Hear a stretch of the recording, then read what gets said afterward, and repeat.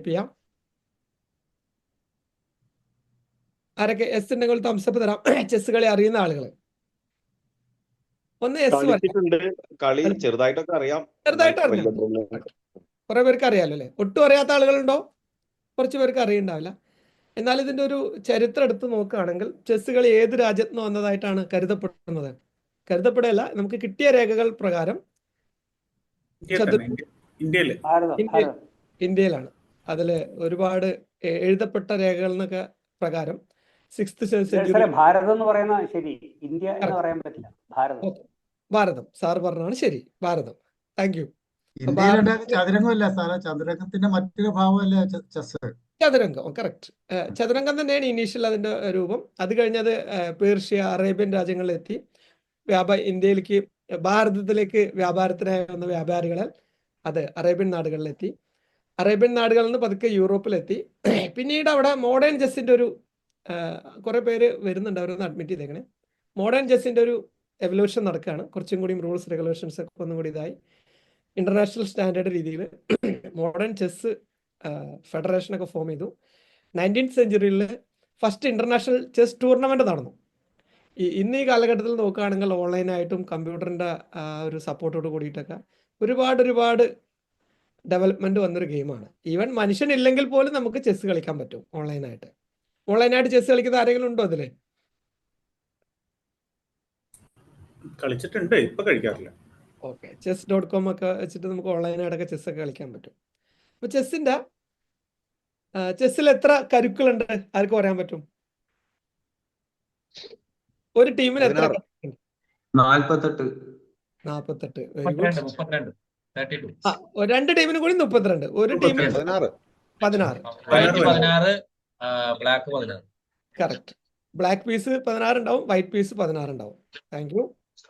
അപ്പൊ ഇതില് നമ്മൾ ശ്രദ്ധിക്കുകയാണെങ്കിൽ ചെസ്സിന്റെ ആദ്യത്തെ ഒരു ഘട്ടം ചെസ് കളി നമ്മൾ തുടക്കത്തില് ഓപ്പണിംഗ് എന്നതിന് പറയും. ഓപ്പണിംഗ് എന്ന് പറയും. ഏത് കളിയുടെയും ഇങ്ങനെ മിഡിൽ സ്റ്റേജ്, നിൽസ്റ്റ് സ്റ്റേജിൽ എന്ന് പറഞ്ഞ പോലെ ചെസ്സിന് നമ്മൾ ഓപ്പണിംഗ് എന്ന് പറയും. അതായത് ചെസ് മൊത്തം ഗെയിമിനെ 3 ഘട്ടങ്ങളായിട്ട് ഡിവൈഡ് ചെയ്തിരിക്കുകയാണ്. ഫസ്റ്റ് സ്റ്റേജ് ആണ് ഓപ്പണിംഗ്, രണ്ടാമത്തേതാണ് മിഡിൽ ഗെയിം, മൂന്നാമത്തേതാണ് എൻഡ് ഗെയിം. ഏതൊക്കെയാണ് 3 എണ്ണം? ഒന്ന് വ്യക്തമാക്കുക ഇവിടെ തന്നെ. ഓപ്പണിംഗില് ചെസ്സിന്റെ കളിക്കുന്ന ആളുകൾക്ക് ആർക്കെങ്കിലും പറയാൻ പറ്റും ഓപ്പണിംഗ് ഗെയിമിന്റെ പ്രത്യേകത എന്താ? ഓപ്പണിംഗിൽ നമ്മൾ ഏറ്റവും കൂടുതൽ ശ്രദ്ധിക്കുന്നത് എന്താ? 2 കളം മുന്നോട്ട് കയറാം.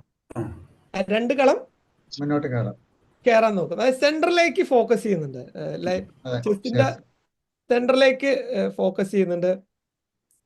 കൂടാതെ നമ്മളുടെ ശക്തി ഓപ്പണിങ്ങിനെ ബേസ് ചെയ്തിട്ട് കളിയിൽ പല തന്ത്രങ്ങൾക്കും പേര് കൊടുത്തിട്ടുണ്ട്. English opening, Italian opening, Italian open, gambit, queen's gambit, king's gambit. Opening theory, അതായത് കുറെ കാര്യങ്ങൾ പഠിച്ചത് കൊണ്ട് ഓപ്പണിംഗിൽ നന്നായിട്ട് കളിക്കാൻ പറ്റും. നന്നായിട്ട് പഠിച്ച ആളുകൾക്ക് ഓപ്പണിംഗ് ഗെയിം നന്നായിട്ട് കളിക്കാൻ പറ്റും. അതാണ് ചെസ്സിന്റെ ഒരു പ്രത്യേകത. കാരണം ഓപ്പണിംഗിൽ നമ്മൾ ശ്രദ്ധിക്കുന്നത് ഡെവലപ്മെന്റ് ആണ്. നമ്മളുടെ കുതിര, ആന, തേര് ഇതെല്ലാം പുറത്തേക്ക് ഡെവലപ്പിംഗ് ഒക്കെയാണ് നമ്മൾ. സെയിം ടൈം അവിടെ രണ്ടാമതുള്ള ഒരു വളരെ ഇമ്പോർട്ടൻ്റ് ആയ ഒരു കാര്യമുണ്ട്. എന്താണ് എഴുതിയിരിക്കുന്നത്? Safety of king. നമ്മളുടെ രാജാവിനെ വളരെ സുരക്ഷിതാക്കി വെക്കും. അതിന് കാസിലിംഗ് എന്നൊക്കെ പറയും. ഒരു കോട്ടയുടെ ഉള്ളിലേക്ക് ആളുകളെ മുന്നിൽ നിർത്തി നമ്മുടെ രാജാവിന്റെ സേഫ്റ്റി നമ്മൾ ഉറപ്പാക്കുന്നുണ്ട്, എൻഷുർ ചെയ്യുന്നുണ്ട്. മറ്റു ആക്രമണം രക്ഷപ്പെടുത്താൻ വേണ്ടിയിട്ട് തുടക്കത്തിൽ വളരെ ഇമ്പോർട്ടൻ്റ് ആയ ഒരു സാധനമാണ് നമ്മളുടെ രാജാവിന്റെ സേഫ്റ്റി. നമ്മളുടെ കാര്യങ്ങൾ ഡെവലപ്പ് ചെയ്യുന്നു, അതേപോലെ ഒരു കോട്ട കെട്ടി നമ്മുടെ രാജാവിനെ സേഫ് ആയിട്ട് വെക്കുന്നുണ്ട്. കൂടാതെ നേരത്തെ പറഞ്ഞ പോലെ ആ സെന്റർ ക്യാപ്ചർ ചെയ്യാനും നമ്മൾ ശ്രമിക്കുന്നുണ്ട്. അപ്പൊ ഇത് നമുക്ക് ജീവിതമായിട്ടൊന്ന് കണക്ട് ചെയ്യാൻ ആർക്കെങ്കിലും കഴിയുന്നുണ്ടോ?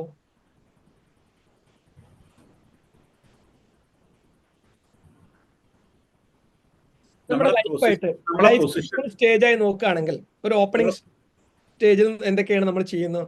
ചെസ് ഗെയിമായിട്ടൊന്ന് കമ്പയർ ചെയ്ത് നമ്മൾ പൊസിഷൻ കൺസോൾട്ടേറ്റ് ചെയ്ത് കൊണ്ടിട്ട് വേണം നമ്മുടെ ഓരോ സ്ട്രാറ്റജീസ് മുന്നോട്ട് കൊണ്ടുപോകാൻ എന്നുള്ള ഒരു മെസ്സേജ് ഉണ്ട്. കൂടാതെ നമ്മൾ തന്നെ നോക്കൂ, ഇപ്പോൾ നമുക്കൊരു 75 വയസ്സാണ് മനുഷ്യന്റെ ആയുസ് എന്ന് വിചാരിക്കുക, അല്ലെങ്കിൽ 90 ആണെന്ന് വിചാരിച്ചാൽ മതി. അത്ര ഒന്നും പ്രതീക്ഷിക്കേണ്ട. 90 ആണെങ്കിൽ ആദ്യത്തെ ഒരു 30 കൊല്ലം അല്ലെങ്കിൽ 25 to 30 കൊല്ലം നമ്മൾ എന്തൊക്കെയാണ് ജീവിതത്തിൽ ശ്രദ്ധിക്കുന്ന ഏരിയാസ്? ഇനീഷ്യലി നമ്മളെ ഇത് ഡെവലപ്പ് ചെയ്യാം, അതായത് സ്കില്ല് ഡെവലപ്പ് ചെയ്യാം, സ്കിൽ പഠനം. ഡെവലപ്പ് ചെയ്യുന്നു, എഡ്യൂക്കേഷൻ, സ്കിൽ ഡെവലപ്മെന്റ്, ഇതിലാണ് നമ്മൾ ശ്രദ്ധ കൊടുക്കുന്നത് അല്ലെ. അതായത് നമുക്ക് വേണ്ട വിദ്യാഭ്യാസവും സ്കില്ലൊക്കെ അക്വയർ ചെയ്തതിന് ശേഷം അടുത്ത ഘട്ടം നമ്മളുടെ family building, Family society life. Building. Family life, അതായത് സാമ്പത്തിക ഭദ്രത, ഒരു സേഫ്റ്റി കൺസേൺ എല്ലാം നമ്മുടെ അവിടെ ഫുൾഫിൽ ചെയ്യാണ്. നമ്മുടെ അബ്രഹാം മാസ്ലോന്റെ ആ നീഡ് തീരെയൊക്കെ നോക്കുകയാണെങ്കിൽ ആ ഫിസിക്കൽ നീഡ് എല്ലാം ഫുൾഫിൽ ചെയ്യാൻ നമുക്ക് നമ്മളുടെ അറിവിൽ നിന്ന് നേടിയ ജോലി വെച്ചിട്ട് അതൊക്കെ ഒന്ന് ഫുൾഫിൽ ചെയ്യാനുള്ള ഒരു ഓട്ടത്തിലാണ് നമ്മുടെ ആദ്യത്തെ ഘട്ടം. ക്ലിയർ അല്ലേ അത്? ശരിയല്ലേ? ഏത് തൊഴിലിലൂടെ കടന്നു പോകുന്ന ആളാണെങ്കിലും ഈ ഫസ്റ്റ് സ്റ്റേജിൽ നമ്മളെല്ലാ മനുഷ്യന്മാരും ഏകദേശം ചെസ് ഗെയിം തന്നെയാണ്. അത് ബിസിനസ് ചെയ്യുന്ന ആളുകളായാലും പ്രൊഫഷൻ ജോലിയായി ചെയ്യുന്ന ആളുകളാണെങ്കിലും എല്ലാം അവരുടെ ഡെവലപ്മെന്റിന് ശേഷം ഒരു സാമ്പത്തിക ഭദ്രതയും സെക്യൂരിറ്റിയാണ് ഇനീഷ്യൽ സ്റ്റേജിൽ ആഗ്രഹിക്കുന്നത്. രണ്ടാമത്തെ സ്റ്റേജിലേക്ക് പോകുമ്പോൾ ഇവിടെയാണ് കുറച്ചും കൂടി നമ്മളുടെ ഓപ്പണന്റ് ഇതേ രീതിയിലാണ് കളിക്കുന്നത്. നമ്മൾ വെറുതെ ഒറ്റയ്ക്കല്ല കളി. അദ്ദേഹവും അവരുടെ പീസ് എല്ലാം ഡെവലപ്പ് ചെയ്തിട്ടുണ്ടാവും. അവരുടെ ശ്രദ്ധ എവിടേക്കായിരിക്കും? അവര് നമ്മളെ നമ്മളെ രാജാവിനെ അവര് നിരന്തരം നമ്മളെ അറ്റാക്ക് ചെയ്യാൻ ശ്രമിച്ചുകൊണ്ടിരിക്കും. അവരുടെ ശ്രദ്ധ നമ്മളെ അറ്റാക്ക് ചെയ്ത് തകർക്കുകയായിരിക്കും. അവർ നിരന്തരം നമ്മളെ അറ്റാക്ക് ചെയ്തിരിക്കും. ഈ അറ്റാക്കിനെ ചെറുക്കാനും അവിടെ കയറി അറ്റാക്ക് ചെയ്യാനും നമ്മൾ ചില വളരെ ശക്തമായ ബന്ധങ്ങൾ, കോമ്പിനേഷൻസ് ഉണ്ടാക്കുന്നുണ്ട്. ജീവിതം, ജോലി, കുടുംബം, ജോലി കഴിഞ്ഞു, സാമ്പത്തിക ഭദ്രത നേടി, പിന്നീട് നമ്മൾ ശക്തമായ കുറച്ച് ബന്ധങ്ങൾ ഉണ്ടാക്കുന്നുണ്ട്. ജീവിതത്തിലേക്ക് വരികയാണെങ്കിൽ നമ്മൾ ഏറ്റവും കൂടുതൽ ബന്ധങ്ങൾ വരുന്നതും ഈ സെക്കൻഡ് സ്റ്റേജിലായിരിക്കും. ശക്തമായ ബിസിനസ് ബന്ധങ്ങൾ, ഒരാൾ വിവാഹം വളരെ ശക്തമായ ഒരു ബന്ധമാണ്, അതും പരമാവധി നടക്കുന്നത് ഫസ്റ്റ് സ്റ്റേജ് കഴിഞ്ഞിട്ട് സെക്കൻഡ് ഇനീഷ്യലായിരിക്കും.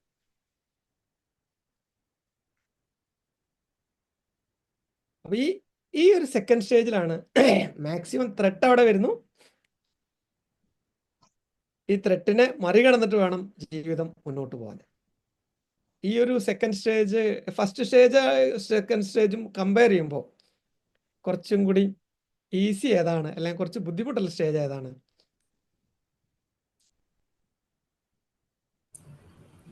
മിഡിൽ ഗെയിം തന്നെ. എല്ലാവർക്കും പറയാം കേട്ടോ. മിഡിൽ ഗെയിം ആണോ ബുദ്ധിമുട്ട്, ഫസ്റ്റ് ഗെയിം ആണോ ബുദ്ധിമുട്ട്, ഫസ്റ്റ് സ്റ്റേജ് ആണോ, ഓപ്പണിംഗ് ആണോ? മിഡിലായിരിക്കും. കാരണം നമ്മൾ തന്നെ ആലോചിച്ചാൽ മതി, നമുക്ക് ഫസ്റ്റ് സ്റ്റേജിലായിരിക്കും ചിലപ്പോൾ ഒരു ജോലി കിട്ടണം എന്നുള്ള ആഗ്രഹം. സെക്കൻഡ് സ്റ്റേജിൽ നിങ്ങൾ ആ കിട്ടിയ ആഗ്രഹത്തിലായിരിക്കും നിൽക്കുക. അപ്പോൾ കിട്ടിയ ജോലിയും അല്ലെങ്കിൽ കല്യാണം കഴിക്കുന്ന ആഗ്രഹം, നല്ല നല്ല ബന്ധങ്ങൾ ഉണ്ടാക്കണം എന്നുള്ള, ഇതെല്ലാം നമ്മൾ നേടിയിട്ടുള്ള നിൽക്കുന്ന ഒരു സ്റ്റേജ് ആയിരിക്കും സെക്കൻഡ് സ്റ്റേജ്.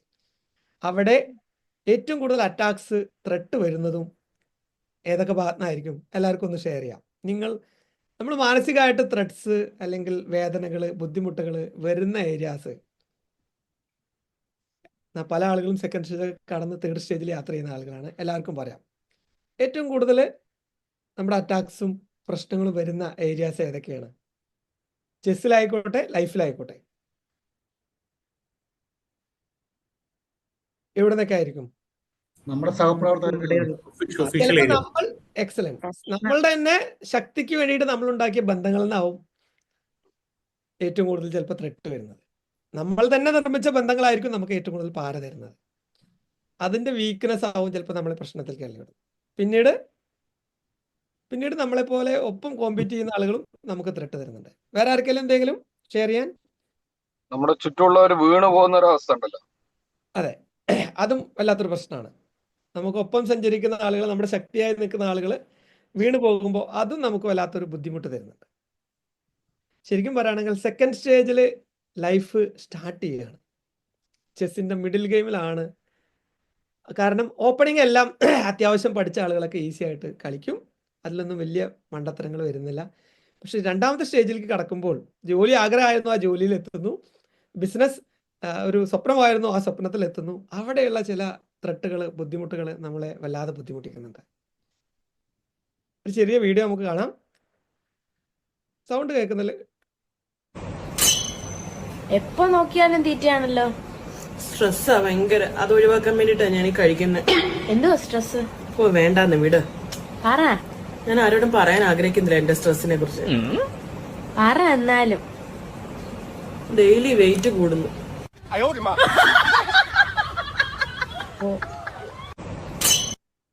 ആകെ പ്രോബ്ലംസ് ആണ്. അപ്പൊ സ്ട്രെസ്സിന്റെ റീസൺ എന്തായിരുന്നു അവിടെ?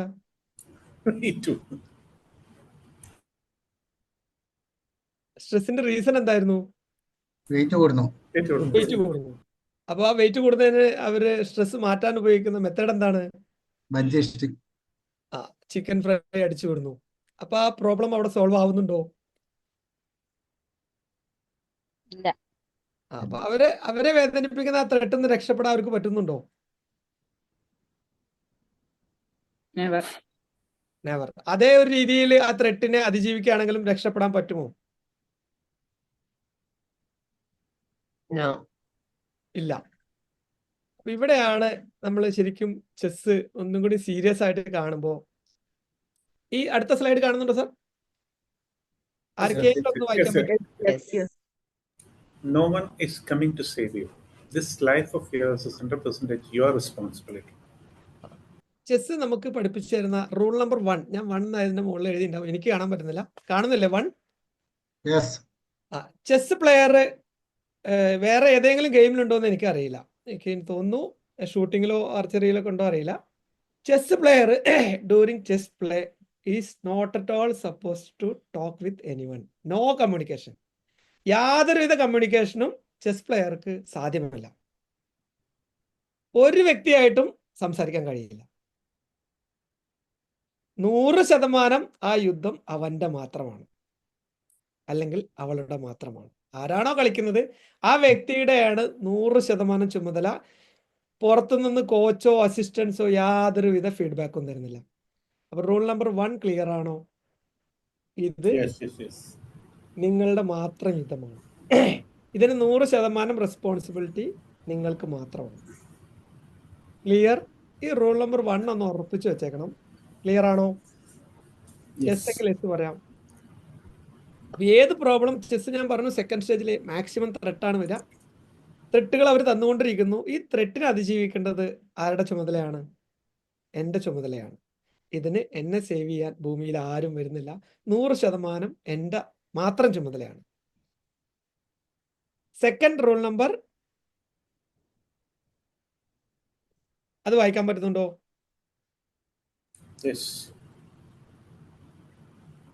ആർക്കെങ്കിലും എന്തെങ്കിലും ഇതിനെ കുറിച്ച് പറയാനുണ്ടോ? The problem is we don't understand the problem. ഒന്ന് ഉറക്കെ പറയാൻ പറ്റുമോ? The problem is we don't understand the problem. Correct. അവര് ഓപ്പോസിറ്റ് ടീം നിങ്ങൾക്ക് ത്രെട്ട് തരുന്നു, നിങ്ങളെ കശാപ്പ് ചെയ്യാനുള്ള പ്ലാൻ ഉണ്ടാക്കുന്നു. അതിൽ നിന്ന് രക്ഷപ്പെടണമെങ്കിൽ ആദ്യം അവർ ക്രിയേറ്റ് ചെയ്ത് തരുന്ന പ്രോബ്ലം എന്തെന്ന് വളരെ ഇന്റലിജന്റ് ആയിട്ട് നമുക്ക് മനസ്സിലാക്കാം. എത്ര ഡീപ്പായിട്ട് നിങ്ങൾക്ക് മനസ്സിലാക്കാൻ പറ്റുന്നു അത്ര ഈസി ആയിട്ട് നിങ്ങൾക്ക് ആ പ്രോബ്ലം വരാൻ പറ്റും. പണ്ട് ഐൻസ്റ്റീൻ തന്നെ ഒരു കാര്യം പറഞ്ഞത്, ഒരു പ്രോബ്ലം മനസ്സിലാക്കാനാണ് 90-95% ഞാൻ ഉപയോഗിക്കുന്നത്. അത് ശരിയായ രീതിയിൽ മനസ്സിലാക്കി കഴിഞ്ഞാൽ കേവലം 5% സമയം കൊണ്ട് എനിക്കത് അതിനുള്ള സൊല്യൂഷൻ കണ്ടെത്താൻ പറ്റും. ഇവിടെയാണ് സെക്കൻഡ് സ്റ്റേജിലെ ചെസ്സിലെ ലൈഫിലെ ഏറ്റവും വലിയൊരു പ്രശ്നം. നിങ്ങളുടെ എല്ലാവരും മുന്നിൽ ഒരു കയറോ നാടയോ അല്ലെങ്കിൽ മൊബൈലിൻ്റെ ഇങ്ങനെയുള്ളൊരു കേബിളോ ഉണ്ടെങ്കിൽ എടുക്കാം. ജസ്റ്റ് ഒരു കേബിളോ വടി പറ്റില്ല, എന്തെങ്കിലും ഒരു ഇതുണ്ടെങ്കിൽ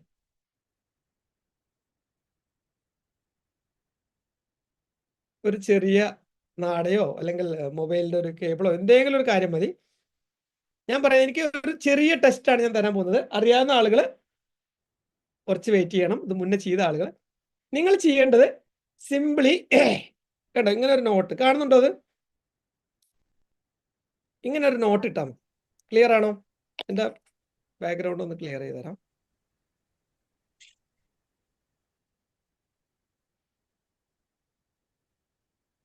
കാണുന്നുണ്ടോ? ഇങ്ങനെ ഒരു ചെറിയ നോട്ട് ഉണ്ടാക്കിയാൽ മതി. ക്ലിയർ? ആ, പക്ഷേ ഒരു കണ്ടീഷൻ ഉണ്ട്. ഞാൻ 2 കൈയും പിടിച്ചിട്ടില്ലേ, ഈ 2 കൈയും നിങ്ങൾ വിടരുത്. ഒരിക്കൽ തുടങ്ങി കഴിഞ്ഞാൽ ഈ 2 കൈ നിങ്ങൾ വിടരുത്. അതിൻ്റെ ഉള്ളിൽ നിങ്ങൾ ആ നോട്ട് ഇടണം. ഈ 2 കൈ ഞങ്ങൾ പിടിച്ചു കഴിഞ്ഞാൽ ഈ 2 വിരൽ എനിക്ക് വിടാൻ പറ്റില്ല. എന്നിട്ട് വേണം നിങ്ങളൊരു നോട്ട് ഉണ്ടാക്കാൻ. ചെറിയൊരു വട്ടം ആർക്കൊക്കെ കഴിയുന്നുണ്ട്? പറ്റുന്ന എല്ലാവരും ഒരു ചെറിയ നൂലോ ഷോളോ അല്ലെങ്കിൽ മൊബൈലിൻ്റെ ചാർജിങ്ങിൻ്റെ വയറോ എന്തെങ്കിലും എടുത്തിട്ട് ചെറിയ ഒരു വളയുണ്ടാക്കുക. ആർക്കൊക്കെ ട്രൈ ചെയ്യാൻ പറ്റുന്നുണ്ട്? പ്രോബ്ലം ഞാൻ തന്നു, അതിനുള്ള സൊല്യൂഷനാണ് നിങ്ങൾ കണ്ടെത്തേണ്ടത്.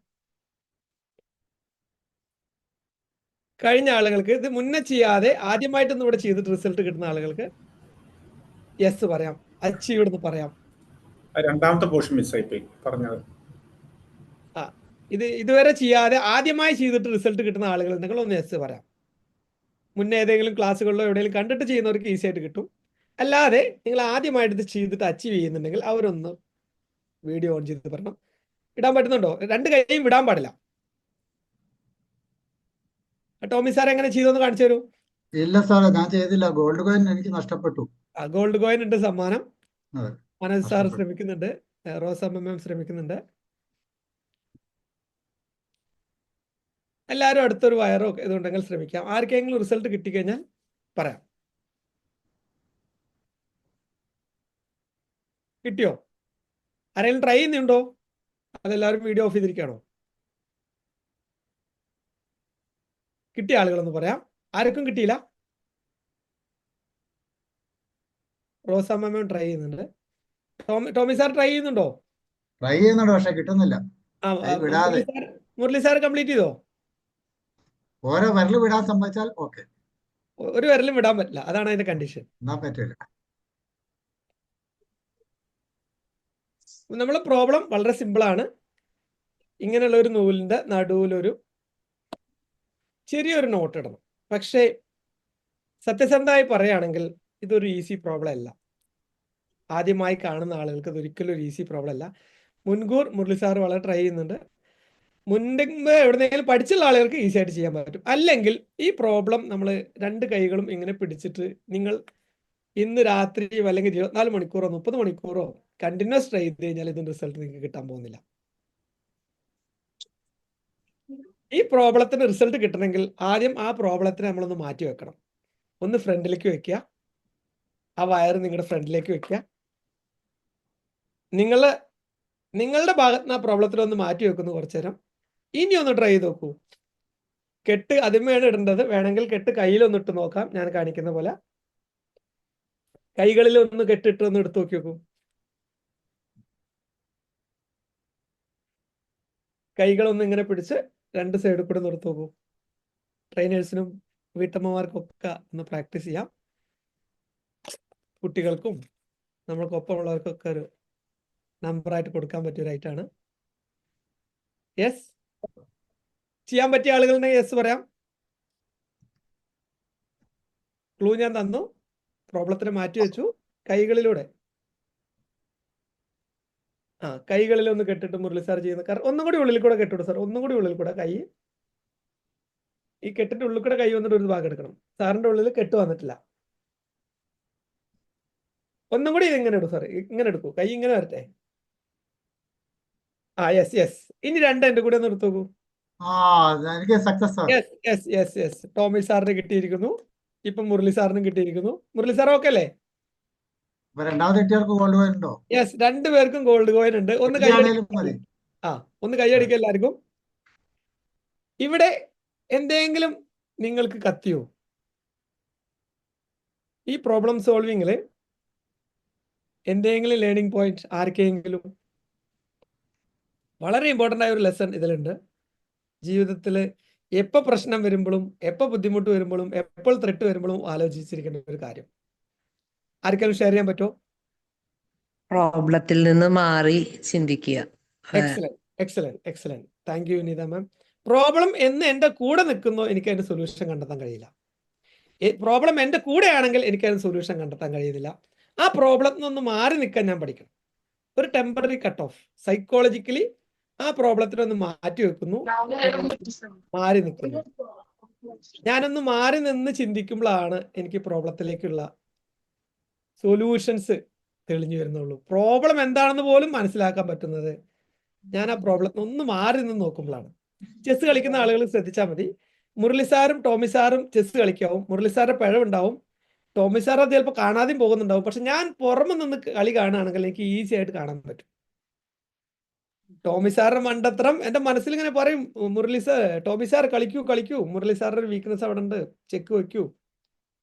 ആ കളിക്കുന്ന കളിയിൽ വളരെ മുഴുകിയിരിക്കുന്ന മുരളി സാറിനും ജയിക്കണം എന്നുള്ള ആവേശത്തോടെ നടക്കുന്ന ടോമി സാറിനും ചിലപ്പോൾ ആ രണ്ട് കാര്യങ്ങളും കാണാതെ പോകാനുള്ളൊരു ചാൻസ് അവിടെ ഉണ്ട്. അപ്പം എപ്പോഴും ചെസ് പഠിപ്പിച്ചിരുന്ന ഒരു ഏറ്റവും വലിയ തിരിച്ചറിവ്, നിങ്ങൾക്ക് നല്ലൊരു ചെസ് പ്ലെയർ ആകണമെങ്കിൽ എപ്പോഴും പ്രോബ്ലം വരുമ്പോൾ ഒന്ന് സൈക്കോളജിക്കലി കട്ടായി നിൽക്കുക, ഒന്ന് മാറി നിൽക്കുക. മാറി നിന്ന് കഴിഞ്ഞിട്ട് പൂർണ്ണ ഉത്തരവാദിത്തം എൻ്റെ തന്നെയാണെന്ന് ഞാൻ ആദ്യം മനസ്സിലാക്കുന്നുണ്ട്. ഒന്ന് മാറി നിൽക്കുന്നു. മാറി നിന്ന് നോക്കുമ്പോൾ അതിന് വേണമെങ്കിൽ ദിനേശിന്റെ പ്രോബ്ലം അല്ല, ഈവൻ പേരടക്കം മാറ്റാം. മുന്നിലിരിക്കുന്ന ആളുടെ എൻ്റെ പേരിന് പകരം വേറെ ആളുടെ പേരിട്ടുകൊണ്ട് ഇത് മുരളി സാറിന്റെ പ്രോബ്ലം ആണ്, ഞാനൊന്ന് കണ്ടോട്ടെ എന്ന് പറഞ്ഞിട്ട് ആ പ്രോബ്ലത്തിൽ നോക്കുമ്പോൾ റിയൽ പ്രോബ്ലം എന്താണെന്നുള്ളൊരു വ്യക്തത കിട്ടും.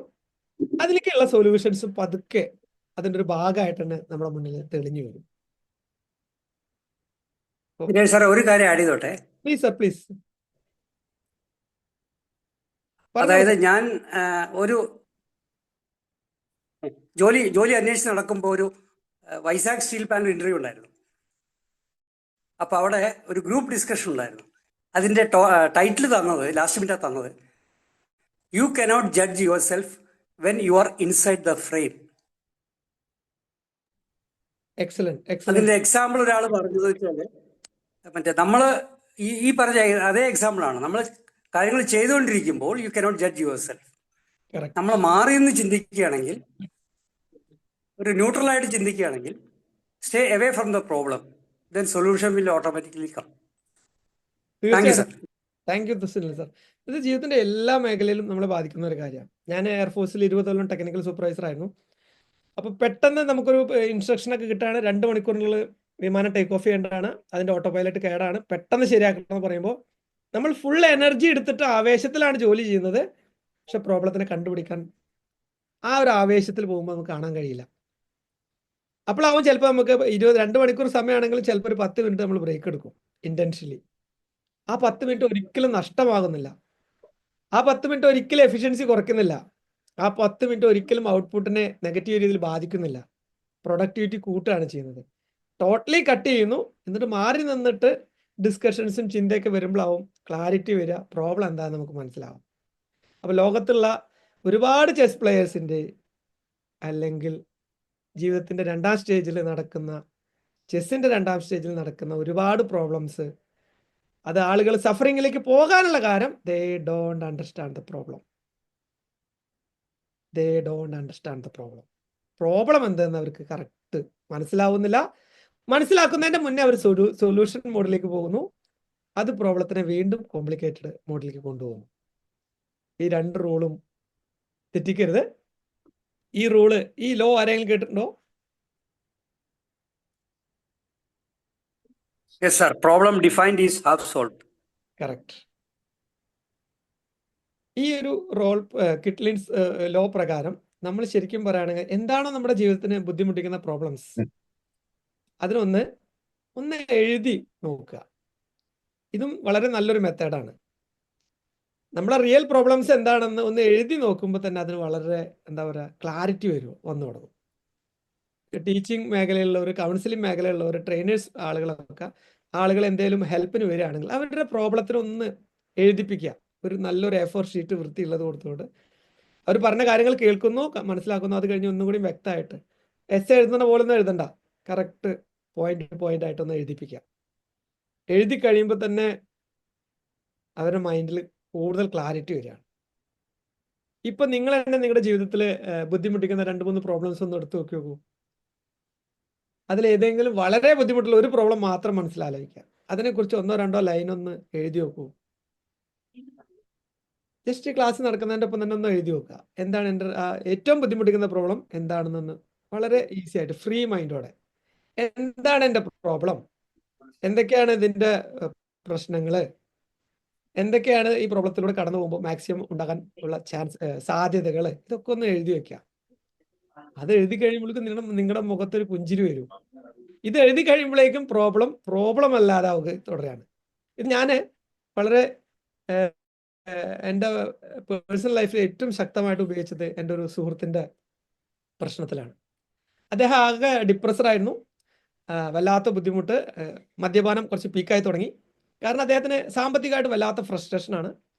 അദ്ദേഹം കോട്ടയം ഭാഗത്ത് വരുന്ന വ്യക്തിയാണ്. ഒരു അധികം ഒന്നും വിലയില്ലാത്ത റിയൽ എസ്റ്റേറ്റ് വിലയില്ലാത്തൊരു ഭൂമിയാണ്. കുന്നിൻ്റെ മുകളിലാണ്, റോഡിന് സൗകര്യമൊന്നുമില്ല. 75 സെൻറ്റ് സ്ഥലം ഉണ്ടായിരുന്നു. പക്ഷെ വളരെ മാർക്കറ്റ് അത്ര വിലയുള്ള ഭൂമിയല്ല. പക്ഷെ അത് പല ബാങ്കിലായിട്ട് പല പല ഏരിയാസ് ചെറിയ ചെറിയ കഷ്ണങ്ങളായിട്ട് എല്ലാം കൂടിയിട്ട് 6 ബാങ്കിലൊക്കെ ആയിട്ട് പ്രശ്നത്തിലാണ് കിടക്കുന്നത്. അവന് ആകെ ബുദ്ധിമുട്ടാണ്. 6 ബാങ്കിൽ സഹകരണ ബാങ്കാണ്, പല പ്രൈവറ്റ് ബാങ്കുകളാണ്, വളരെ ഹൈ ഇൻട്രസ്റ്റ് ആണ്. അതുകൂടാതെ കുറച്ച് ഗോൾഡും വെച്ചിട്ടുണ്ട്. ആകെ കൂടിയിട്ട് 6 EMI അടയ്ക്കണം. അവനത് കഴിയുന്നില്ല. ആകെ ഫ്രസ്ട്രേഷൻ. അവസാനം പറഞ്ഞത് വീടും പോട്ടെ, എല്ലാം പോട്ടെ, ജീവിതം തന്നെ പോട്ടെ എന്ന് പറഞ്ഞിട്ടാണ് മദ്യപിക്കുന്നത്. നമ്മുടെ വീട്ടിൽ കൊടുന്നു, ഒരു വെള്ളം ചായ എല്ലാം കൊടുത്ത് അവനോടത് അവൻ്റെ പ്രോബ്ലം എന്താന്ന് കറക്റ്റായിട്ട് എഴുതാൻ പറഞ്ഞു. വേറെ ഒന്നും ഞാൻ പറഞ്ഞില്ല. ശാന്തമായ സമയം കൊടുത്തു. അവൻ്റെ പ്രോബ്ലം മൊത്തം എഴുതിയപ്പോൾ, അവൻ്റെ പ്രോബ്ലം എല്ലാം കൂടി എഴുതിയപ്പോൾ അവനൊരു വ്യക്തത വന്നു. അവനാകെ ഒരേ ഒരു പ്രോബ്ലം ഉള്ളൂ. 28.5 ലക്ഷം അവന് കടമുണ്ട്. അത് മാത്രമാണ് അവൻ്റെ പ്രോബ്ലം. അന്നാണ് ആ വ്യക്തി മനസ്സിലാക്കുന്നത് എൻ്റെ പ്രോബ്ലം എന്താണ്. 28.5 ലക്ഷം രൂപ കടമുണ്ട്. വേറെ അവനൊരു പ്രോബ്ലം ഇല്ല. അവൻ്റെ ഹെൽത്ത് ഓക്കെയാണ്, കല്യാണം കഴിഞ്ഞിട്ടുണ്ട്, അച്ഛനമ്മ ഓക്കെയാണ്. അവൻ്റെ ആകെയുള്ള പ്രോബ്ലം 28.5 ലക്ഷം കടമാണെന്നുള്ളൊരു ചിന്ത അന്നാണ് ആദ്യമായി കത്തിയത്. അതുവരെ അവൻ്റെ ചിന്ത ഞാൻ വേസ്റ്റാണ്, എൻ്റെ എല്ലാം തകർന്നു, എൻ്റെ കുടുംബം പോയി, വീട് പോയി, എല്ലാം പോയി. എൻ്റെ അടുത്ത ചോദ്യം ഇതായിരുന്നു, ഇന്ന് ഞാൻ നിനക്ക് 30 ലക്ഷം തരികയാണെങ്കിൽ നിനക്ക് ഇനി വേറെ എന്തെങ്കിലും പ്രോബ്ലം ഉണ്ടോ എന്ന്. അന്ന് ആദ്യമായിട്ട് അവൻ്റെ ഉള്ളിൽ ഒരു പ്രതീക്ഷ കത്തി. കാരണം അവൻ ഒട്ടും പ്രതീക്ഷിച്ചിട്ടില്ലായിരുന്നു എൻ്റെ പ്രോബ്ലം മറികടക്കാൻ ഒരു 30 ലക്ഷം രൂപ അല്ലെങ്കിൽ 28 ലക്ഷം രൂപ സംഘടിപ്പിച്ച് കഴിഞ്ഞാൽ അത് ക്ലിയർ ആയി എന്നുള്ളൊരു ചിന്ത, അതിന് കഴിയുമെന്നുള്ളൊരു ചിന്ത വന്നു. അതിനുശേഷം ഞങ്ങൾ ഫ്രണ്ട്സും എല്ലാവരും കൂടി ഇരുന്നു. ഒരു വലിയ നാഷണലൈസ്ഡ് ബാങ്കിൽ നിന്ന് തന്നെ ഒരു ഒറ്റ ലോണ് സംഘടിപ്പിച്ചു. സാലറി സർട്ടിഫിക്കറ്റ് എല്ലാം വെച്ചിട്ട് 30 ലക്ഷത്തിൻ്റെ ലോണായി. ഒറ്റ EMI ആണ്. പല EMI ഉള്ളതെല്ലാം ക്ലോസ് ചെയ്ത് കുറച്ചൊക്കെ അവിടെ നിന്ന് ഫ്രണ്ട്സും സഹായിച്ചു. ഒറ്റ EMI ആക്കി. അത് ഏകദേശം 26,000-27,000 രൂപയാണ് EMI. പിന്നീട് അത് അവൻ്റെ സാലറിയിൽ നിന്ന് കട്ടും ആവുന്നുണ്ട്. അപ്പോൾ അവൻ്റെ ആ പ്രോബ്ലം എല്ലാം ഒറ്റയടിക്ക് അവിടെ തീരുകയാണ്. ഒരുപാട് ഒറ്റ പ്രശ്നത്തിലേക്ക് വന്നു. ഒറ്റ പ്രശ്നത്തിനുള്ള സൊല്യൂഷൻ എത്താണ്. ഇപ്പോൾ ജീവിതത്തിൽ എവിടെ പ്രോബ്ലം വരുന്നു, ആർക്ക് പ്രോബ്ലം വരുന്നു, അതിൻ്റെ ഫുൾ റെസ്പോൺസിബിലിറ്റി ഏറ്റെടുക്കുക, കാര്യങ്ങൾ മനസ്സിലാക്കുക, ഞാൻ മാത്രമുള്ള എൻ്റെ പ്രോബ്ലത്തിലുള്ള ചിന്ത കൊണ്ടുവരിക, അതൊന്ന് വ്യക്തമായിട്ട് എഴുതുക. നിങ്ങളുടെ സൊല്യൂഷൻ നിങ്ങൾക്ക് മുന്നിൽ തന്നെ പ്രത്യക്ഷമാവും. അപ്പോൾ ചെസ്സിൻ്റെ 2ാം സ്റ്റേജ് നമ്മൾ പറഞ്ഞു. അവിടെ ഏറ്റവും വലിയ പ്രശ്നങ്ങൾ ത്രെട്ടാണ്, അറ്റാക്കാണ്. അത് ഒരുപാട് പ്രശ്നങ്ങൾ തന്നുകൊണ്ടിരിക്കും. ആ പ്രോബ്ലം രക്ഷപ്പെടണമെങ്കിൽ അതിൻ്റെ സോൾ റെസ്പോൺസിബിലിറ്റി ആരേറ്റെടുക്കണം?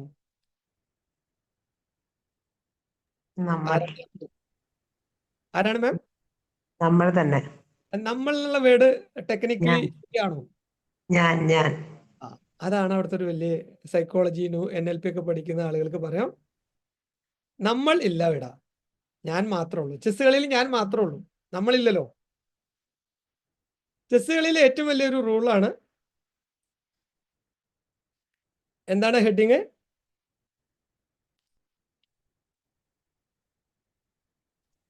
തൊട്ടാൽ പൊള്ളു. എന്താ അതിന്റെ ഒരു മീനിങ്? ചെസ് കളിക്കുന്ന ആളുകൾക്ക് അറിയാം. എന്തുകൊണ്ടാണ് അത് പറയുന്നത്? നമ്മുടെ ഓരോ മൂവും വളരെ ഇമ്പോർട്ടന്റ് ആണ്. വളരെ ഇമ്പോർട്ടന്റ് ആണ്. തൊട്ട് കഴിഞ്ഞാൽ പൊള്ളി പോകും. എന്താ അതിന്റെ അർത്ഥം? തൊട്ട് കഴിഞ്ഞാൽ ആ മൂവ്മെന്റ് ചെയ്തിരിക്കണം. ചെസ്സിലെ ഏറ്റവും മോസ്റ്റ് ഇമ്പോർട്ടന്റ് ആയ റൂളാണ്, നിങ്ങളൊരു പീസ്, നിങ്ങളുടെ പീസ് തൊട്ടോ അതായിട്ട് നിങ്ങൾ കളിച്ചിരിക്കണം. ഓപ്പണന്റിന്റെ പീസ് നിങ്ങൾ തൊട്ടിരുന്നോ അത് വെട്ടിയിരിക്കണം. അത് വെട്ടാൻ ഏതൊക്കെ പീസായിട്ട് നിങ്ങൾക്ക് ചാൻസ് ഉണ്ടോ നിങ്ങളുടെ ചോയ്സ് ആണ്. പക്ഷെ അത് വെട്ടിയെടുത്തിരിക്കണം. ഇത് ലൈഫിൽ വളരെ ഇമ്പോർട്ടൻ്റ് ആയ ഒരു റൂളാണ്.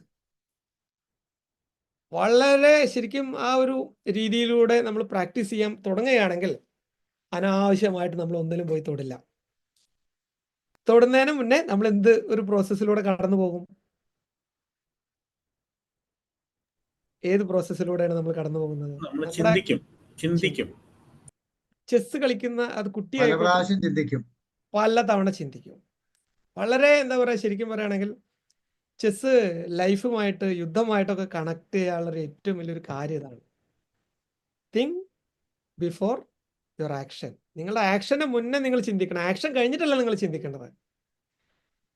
മെജോറിറ്റി ആളുകൾ പെട്ടെന്ന് ആക്ഷൻ എടുക്കുന്നു, അതിനുശേഷം അതിന് തിരുത്താൻ നോക്കുന്നു. ഇവിടെ അതല്ല, ആ മെത്തേഡല്ല. ആദ്യം ചിന്തയുടെ ശക്തി നിങ്ങൾക്ക് എത്രത്തോളം അതിന് ഉപയോഗിക്കാൻ പറ്റുമോ അത് ഉപയോഗിച്ചോളൂ. എന്തൊക്കെ ഓപ്ഷൻസ് നിങ്ങൾക്ക് മുന്നിലുണ്ടോ അത് ഉപയോഗിച്ചോളൂ. അത് കഴിഞ്ഞിട്ട് മാത്രം മതി തൊടൽ. ചെസ് നമുക്ക് പഠിപ്പിച്ചിരുന്ന മനോഹരമായൊരു ചിന്തയാണത്. ഈ തൊടലും ഞാൻ നേരത്തെ പറഞ്ഞു, ഒരു സൈഡ് നമ്മളെ വേദനിപ്പിക്കുന്ന ത്രെട്ട് പ്രോബ്ലംസ് വന്നുകൊണ്ടിരിക്കുകയാണ്. ഓപ്പോസിറ്റ് സൈഡ് ലഡു കൊടുന്നു തരാറുണ്ട്. ആ ലഡു എന്താണെന്ന് മനസ്സിലായോ? ചെസ് കളിക്കുന്ന ആളുകൾക്ക് അറിയാം എന്താണ് ലഡു. ഒരു സൈഡ് നമ്മളെ അവർ ചെക്ക് തരുന്നു, പ്രശ്നങ്ങൾ തരുന്നു. ഓപ്പോസിറ്റ് സൈഡ് നമുക്ക് ചിലപ്പോൾ ലഡു കൊടുന്നേക്കും. ആ ലഡു തൊട്ട് കഴിഞ്ഞാൽ ജീവിതം പോകും. എന്താണെന്ന് ആർക്കെങ്കിലും പറയാൻ പറ്റുമോ? നമ്മൾക്ക് എന്തെങ്കിലും ഒന്ന് കട്ട് ചെയ്യാനുള്ളൊരു ഇത് തരും. അതെ, ഒരു സാധനം സാക്രിഫൈസ് എന്ന് പറയുന്നത്.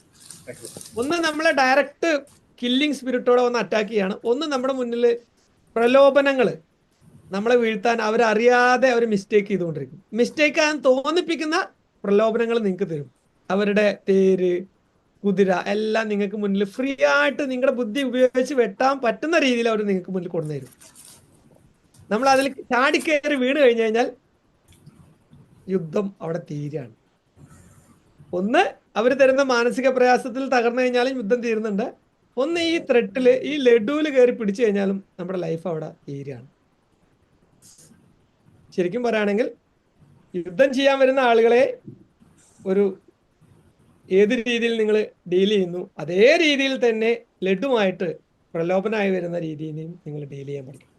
രണ്ടിന്റെ ഒരു മിഡിൽ പാത്തിലൂടെ പോകുന്ന ആൾക്ക് മാത്രമാണ് ചെസ് എന്ന യുദ്ധം ഏറ്റവും മനോഹരമായിട്ട് മുന്നോട്ട് നീക്കാൻ കഴിയുള്ളൂ. ഇത് ലൈഫുമായിട്ട് വേണമെങ്കിൽ ഒന്ന് കണക്ട് ചെയ്യാം.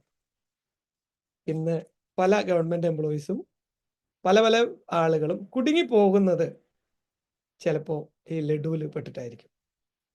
ആ ലഡു കാണുമ്പോൾ ചാടിപ്പിടിക്കുന്നു. അതിൻ്റെ രീതിയിൽ അവരുടെ ജീവിതം, അവരുടെ ചെസ് കളി അവിടെ എൻഡ് ആവാണ്. അതുപോലെ തന്നെ യുദ്ധം ചെയ്യാൻ വരുന്ന ആളുകളായിട്ട് യുദ്ധം ചെയ്യാൻ പോയിട്ടും തകർന്ന് തരിപ്പണായ ആളുകളെ നമുക്ക് സമൂഹത്തിൽ കാണാൻ പറ്റും. ചെസ് യുദ്ധമാണെങ്കിൽ അവിടെ യുദ്ധം ചെയ്യേണ്ടേ എന്നൊരു ചോദ്യം വരുന്നുണ്ട്. ചെസ് യുദ്ധമല്ലേ, അവിടെ മനോഹരമായി യുദ്ധം ചെയ്യണം. അവിടെ നമുക്ക് പറയാൻ പറ്റുന്ന ഒരു വേർഡുണ്ട്, ശാന്തിയോടെ യുദ്ധം ചെയ്യണം. അതെങ്ങനെ സാധ്യമാകും? ശാന്തിയോടെ നമുക്ക് യുദ്ധം ചെയ്യാൻ പറ്റും. നമ്മളെ കൊല്ലാൻ വരുന്ന എതിരാളികളെ എങ്ങനെ ശാന്തിയോടെ യുദ്ധം ചെയ്യാൻ പറ്റും? ഈ രണ്ടിനും നമുക്ക് പീസ് വിട്ടിട്ട് കളിക്കാൻ പറ്റില്ല. കാരണം ചെസ്സിൽ ഏറ്റവും കൂടുതൽ വേണ്ടത് ശ്രദ്ധയാണ്. ശ്രദ്ധ ഒന്ന് പതറിക്കഴിഞ്ഞാൽ അവിടെ ഗെയിം തീരുകയാണ്. പിന്നീട് നമുക്ക് അവസരം കിട്ടുന്നില്ല. അപ്പൊ നമ്മുടെ ഓപ്പോസിറ്റ് ആള് നമ്മളോട് വളരെ അഗ്രസീവായിട്ട് വരികയാണെങ്കിൽ, നമുക്ക് നമ്മുടെ രാജാവിനെ വെട്ടാൻ മന്ത്രിയായിട്ട് ചെക്ക് വരികയാണെങ്കിൽ, ആ മന്ത്രിയോട് എനിക്ക് ദേഷ്യം തോന്നേണ്ട ആവശ്യമുണ്ടോ? ആ ചെസ്സിന്റെ പീസിനോട് എനിക്ക് ദേഷ്യം തോന്നേണ്ട ആവശ്യമുണ്ടോ? ഉണ്ടോ? ഇതെന്റെ ചോദ്യമാണ്. ആ ചെസ് പീസിനോട് എനിക്ക് ദേഷ്യം തോന്നേണ്ട ആവശ്യമുണ്ടോ? അതിനോടുള്ള ദേഷ്യം വെച്ചിട്ട് എനിക്ക് കളിക്കേണ്ട ആവശ്യമുണ്ടോ?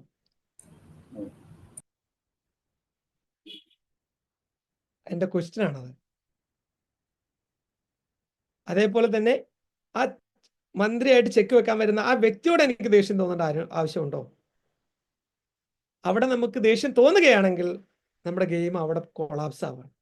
എന്ന് നിങ്ങളുടെ ഇമോഷൻസ് ഔട്ട് ഓഫ് കൺട്രോൾ പോകുന്നു, ചെസ്സിലെ നീക്കങ്ങളെല്ലാം പഴച്ചു തുടങ്ങുകയാണ്. അത് ലെഫ്റ്റ് സൈഡിലെ ഇമോഷൻസ് കൂടിക്കഴിഞ്ഞു കഴിഞ്ഞാലും റൈറ്റ് സൈഡിലെ പ്രലോഭനങ്ങൾ വീണ് കഴിഞ്ഞു കഴിഞ്ഞാലും നമ്മളുടെ ഫോക്കസ് എവിടെ മിസ്സാവുന്നു, ചെസ് അവിടെ തീരുകയാണ്. നമ്മളുടെ ഗെയിം അവിടെ തീരുകയാണ്. അപ്പോൾ ഒരു മിഡിൽ പാത്തിലൂടെ പ്രലോഭനം ആയെങ്കിലും അഗ്രസീവ്നെസ് ആയാലും നമ്മളെ ഫോക്കസ് തെറ്റാതെ ശ്രദ്ധയോടെ കരുക്കൾ മുന്നോട്ട് നീക്കാൻ കഴിയുന്നതിന് മാത്രമാണ് ഒരു നല്ല ചെസ് പ്ലെയർ ആവാൻ പറ്റുക. അത് സ്ഥാപനങ്ങൾ മുന്നോട്ട് കൊണ്ടുപോകുന്ന വ്യക്തി ആയിക്കോട്ടെ, വലിയ കാര്യങ്ങൾ ഡീൽ ചെയ്യുന്ന ഗവൺമെന്റ് ഒഫീഷ്യൽസ് ആയിക്കോട്ടെ, ആർക്ക് മികച്ച രീതിയിൽ ചെസ് കളിക്കണോ, ഈ ലെഫ്റ്റും റൈറ്റിലും പെടാതെ സ്വന്തം കരുക്കളെ മുന്നോട്ട് നീക്കാൻ പഠിക്കണം. ഇതെന്തിന്റെ ചിത്രമാണ് കാണുന്നത്?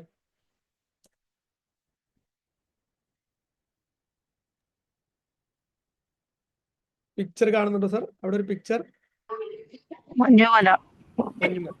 ഒരു മൗണ്ടെയിൻ കാണുന്നുണ്ടല്ലേ? ഈ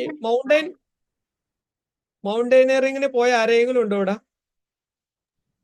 കോഴ്സ് അറ്റൻഡ് ചെയ്യാൻ പോയതോ അല്ലെങ്കിൽ എങ്ങനെയെങ്കിലും ഇങ്ങനെ പ്രോഗ്രാംസ് ഒക്കെ അറ്റൻഡ് ചെയ്ത ആളുകൾ ആരെങ്കിലും ഉണ്ടോ? ഞാൻ ചെറിയ രീതിയിലൊക്കെ ഇങ്ങനെ ട്രെക്കിംഗ് ഒക്കെ ചെയ്തിട്ടുണ്ട്. 10, 15, 16,000 അടി വരെയൊക്കെ പോയിട്ടുണ്ട്. ഒരു സെൻട്രൽ ഗവൺമെന്റ് കോഴ്സിന് അപ്ലൈ ചെയ്തിരുന്നു. സെലക്ഷനും കിട്ടിയതായിരുന്നു. പക്ഷെ കൊറോണ സമയം കാരണം അതിന് പങ്കെടുക്കാൻ കഴിഞ്ഞില്ല. ആ കോഴ്സ് തന്നെ ക്യാൻസൽ ആയിപ്പോയി. അതിനുശേഷം ശരിക്കും വലിയൊരു ദുരന്തം മൂലം അവിടുത്തെ ട്രെയിനിങ് അക്കാദമി തന്നെ പിന്നീട് കുറച്ച് പ്രശ്നം വന്നിരുന്നു. അപ്പൊ അവിടെ മൗണ്ടൈനറിങ് ക്യാമ്പിൽ അല്ലെങ്കിൽ ഇങ്ങനെയുള്ള പരിപാടിക്ക് ചെല്ലുമ്പോൾ അവരൊരു ചെറിയ മന്ത്രം ആദ്യം ആളുകൾക്ക് പറഞ്ഞു കൊടുക്കുന്നുണ്ട്. ആർക്കെങ്കിലും വായിക്കാൻ പറ്റുന്നുണ്ടോ? ഹിന്ദി അറിയാവുന്ന ആർക്കെങ്കിലും അതിന്റെ ഉത്തരം പറയാൻ കഴിയോ? ഹോളെ ഹോളെ ചലോ. ഹോലെ ഹലോ ഹോലെ. ഹോലെ ഹോലെ ചലോ. എന്താണ് അതിന്റെ മീനിങ്? ആർക്കെങ്കിലും? ആവേശത്തോടു കൂടി മുൻപോട്ട് പോവാന്നുള്ള ഒരു തന്നെയല്ലേ അത്? ആവേശത്തോട് കൂടിയിട്ടുള്ളതിനേക്കാളും കുറച്ചും കൂടി നല്ല ഹോലെ ഹോലെ. ധീരെ ധീരെ ചലോ. ധീരെ, ധീരെ ധീരെ നീതൽ മാം പറഞ്ഞിട്ടുണ്ട്. എക്സലന്റ്. ധീരെ ധീരെ ചലോ. അതായത് ഇതൊരു ഉറുദു ഇതാണ്. ഇങ്ങനെയുള്ള ഒരു പാട്ടൊക്കെ തോന്നുന്നു ബർസാ സാറിനൊക്കെ അറിയുണ്ടാവും. ഹോലെ ഹോലെ ചലോ എന്ന് നല്ലൊരു ലവ് സോങ് ഉണ്ട്. യൂട്യൂബിലായ കാരണം ഡൗൺലോഡ് ചെയ്യാൻ പറ്റിയില്ല. വാലന്റൈൻസ് ഡേക്ക് പറ്റിയൊരു ലവ് ഹോലെ സോങ്. ഹോലെ ചലോ മേരെ സജന. ആ പാട്ടൊന്ന് പാടാൻ പറ്റുമോ സർ? രണ്ടുപേരി. ട്യൂൺ അത്ര ഓർമ്മയില്ല. ഓക്കെ. കേട്ടിട്ടുണ്ട്. ഹോലെ ഹോലെ ചലോ. അവിടെ മൗണ്ടൈനറിങ് ക്യാമ്പിന് എത്തിക്കഴിഞ്ഞാൽ അവർ പറയുന്ന ഫസ്റ്റ് ആൻഡ് മോസ്റ്റ് ഇമ്പോർട്ടൻറ്റ് കാര്യം ഇതാണ്: ഓടിക്കയറിയവരാരും പർവ്വതങ്ങൾ കീഴടക്കിയിട്ടില്ല. പർവ്വതങ്ങൾ കീഴടക്കിയവരാരും ഓടിക്കയറിയിട്ടുമില്ല. ഓടിക്കയറിയവരാരും പർവ്വതങ്ങൾ കീഴടക്കിയിട്ടില്ല. പർവ്വതങ്ങൾ കീഴടക്കിയവരാരും ഓടിക്കയറിയിട്ടില്ല. എന്തായിരിക്കും അതിന്റെ ഒരു മീനിങ്? തിരക്ക് പിടിച്ചൊന്നും നേടാൻ പറ്റില്ല. പതുക്കെ പതുക്കെ. നിങ്ങൾ അടിവെച്ച് വലിയ വലിയ പർവ്വതങ്ങളാണ് കീഴ്പ്പെടുത്തേണ്ടതെങ്കിൽ അടിവെച്ച് മുന്നോട്ട് നീങ്ങുക. കറക്റ്റ്. Go slowly. പതുക്കെ നീങ്ങുക. സാർ, ഒരു പ്രോവർബ് ഉണ്ടല്ലോ, നമ്മൾ പയ്യെ കറക്റ്റ് ശ്രീജന മാം. സക്ലോൺ സാർ എന്താ പറഞ്ഞേ? എന്തോ പറഞ്ഞു. കറക്റ്റ് ആണ്. എല്ലാവരും പറഞ്ഞ പോലെ തന്നെ നമുക്ക് വലിയ വലിയ സ്വപ്നങ്ങളും വലിയ വലിയ ലക്ഷ്യങ്ങളാണെങ്കിൽ ചെസ്സിൽ നമ്മളെ പഠിപ്പിക്കുന്ന കാര്യം എല്ലാം സാവധാനം മുന്നോട്ട് പോയാൽ വിജയിക്കും. കറക്റ്റ്. ചെസ് നമുക്ക് പറഞ്ഞു തരുന്ന കാര്യം തന്നെയാണ്. വളരെ slowly. Slow and steady wins the race. Correct. Slow and steady. വളരെ പതുക്കെ മുന്നോട്ട് പോയി കഴിഞ്ഞാൽ മതി. പക്ഷെ അവിടെ പൂർണ്ണമായും ശ്രദ്ധ നമ്മളുടെ ആക്ഷൻസിലേക്ക് വേണം. നമ്മളെ മനസ്സും ശരീരവും ആത്മാവും എല്ലാം നമ്മളെ ചെറിയ ചെറിയ ഓരോ മൂമെന്റിലും ശ്രദ്ധിച്ചുകൊണ്ട് വേണം മുന്നോട്ട് പോകേണ്ടത്. Put your heart, mind and soul into your smallest acts. ഈ ഒരു ശീലമാക്കൽ ശരിക്കും ചെസ് പ്ലെയർ അവരുടെ ഗെയിമിലൂടെ തന്നെ പ്രാക്ടീസ് ചെയ്യുന്നുണ്ട്. ഒരു മൂമെന്റും ഇമ്പോർട്ടൻ്റ് അല്ലാത്തതില്ല. നമ്മളെല്ലാം വിചാരിക്കുന്നത് പ്രൊഫഷണൽ സൈഡിൽ എന്തെങ്കിലും നേടുന്നതോ വലിയ വലിയ എക്സാം എഴുതുന്നതോ മാത്രമാണ് ഇമ്പോർട്ടൻ്റ് എന്നാണ്. എല്ലാ മൂവും ഈക്വൽ ഇമ്പോർട്ടൻ്റ് ആണ്. അവിടെ പൂർണ്ണമായും ശ്രദ്ധയോടെ നിങ്ങൾ മുന്നോട്ട് പോവുകയാണെങ്കിൽ നിങ്ങൾ മികച്ച ഒരു ചെസ് പ്ലെയറാണ്.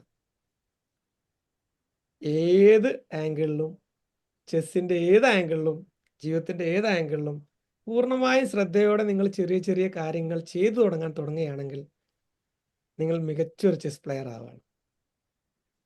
ശ്രദ്ധയോടെ മുന്നോട്ട് പറഞ്ഞോളൂ സാർ. ഇത് തന്നെയല്ലേ ആറ്റോമിക് ഹാബിറ്റ്സിൽ ജെയിംസ് ക്ലിയർ പറഞ്ഞത്? Excellent. James clear 1% per day.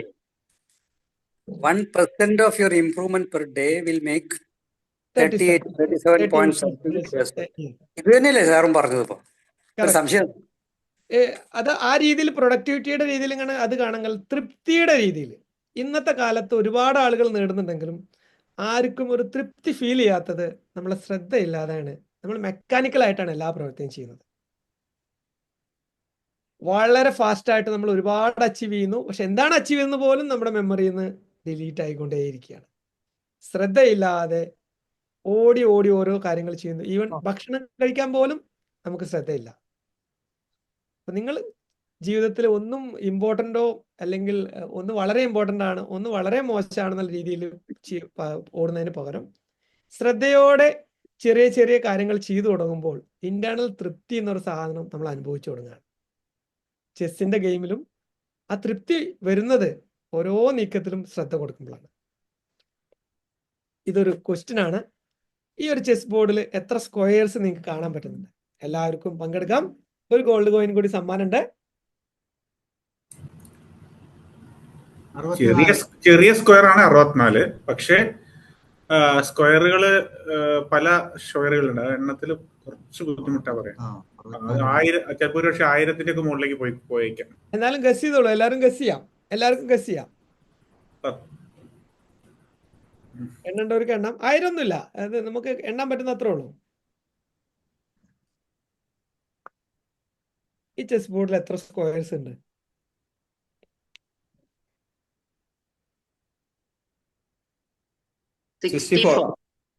64 ചെറിയ സ്ക്വയേഴ്സ് ഉണ്ട്. ടോട്ടൽ സ്ക്വയേഴ്സ് 64 ആണോ? 204. സാർ ഗൂഗിൾ അടിച്ചു. ഗൂഗിൾ അടിച്ചു തന്നെയാണ്. അതൊരു കാൽക്കുലേഷൻ ഞാൻ ഇവിടെ നിന്ന് കാൽക്കുലേറ്റ് ചെയ്തു. സാറ് ടൈപ്പ് ചെയ്യാനുള്ള സ്പീഡും അത്രയും ഫാസ്റ്റ് ആയിട്ട് പറഞ്ഞത് കൊണ്ട് പറഞ്ഞല്ലോ. അത് ഞാൻ ഇത് 1000 ഒക്കെ പ്രതീക്ഷിച്ച. കാരണം 1000 4 ചെറിയ സ്ക്വയർ ചേർന്നാൽ തന്നെ ഒരു സ്ക്വയർ ആയി. ഓരോ സ്ക്വയേഴ്സും നോക്കുകയാണെങ്കിൽ 64. മൊത്തം ചെസ് ബോർഡ് സ്ക്വയർ നോക്കുകയാണെങ്കിൽ 65 ആയി. 4 സ്ക്വയർ നോക്കുകയാണെങ്കിൽ 16 ആയി. 3 എണ്ണത്തിന്റെ 9 എണ്ണം നോക്കുമ്പോൾ അങ്ങനെ കൂട്ടാം. അങ്ങനെ കൂട്ടിയിട്ട് അത് 204 സ്ക്വയേഴ്സ് ഒരു ചെസ് ബോർഡിലുണ്ട്. എന്തായാലും അപ്പൊ ഉത്തരം പറഞ്ഞ മുരളി സാറിന് തന്നെയാണ് ഗോൾഡ് കോയിൻ കൊടുക്കണോ? ഉത്തരം പറഞ്ഞില്ലേ? ഓക്കെ, ഒരു ഗോൾഡ് കോയിൻ മുരളി സാറിനാണ്. എല്ലാവരും ഒന്ന് കൈയടിക്കാം. ഒരു ചെറിയ സന്തോഷം മുരളി സാറിന്. Thank you. ഈ വ്യക്തിനെ ആർക്കെങ്കിലും പരിചയമുണ്ടോ?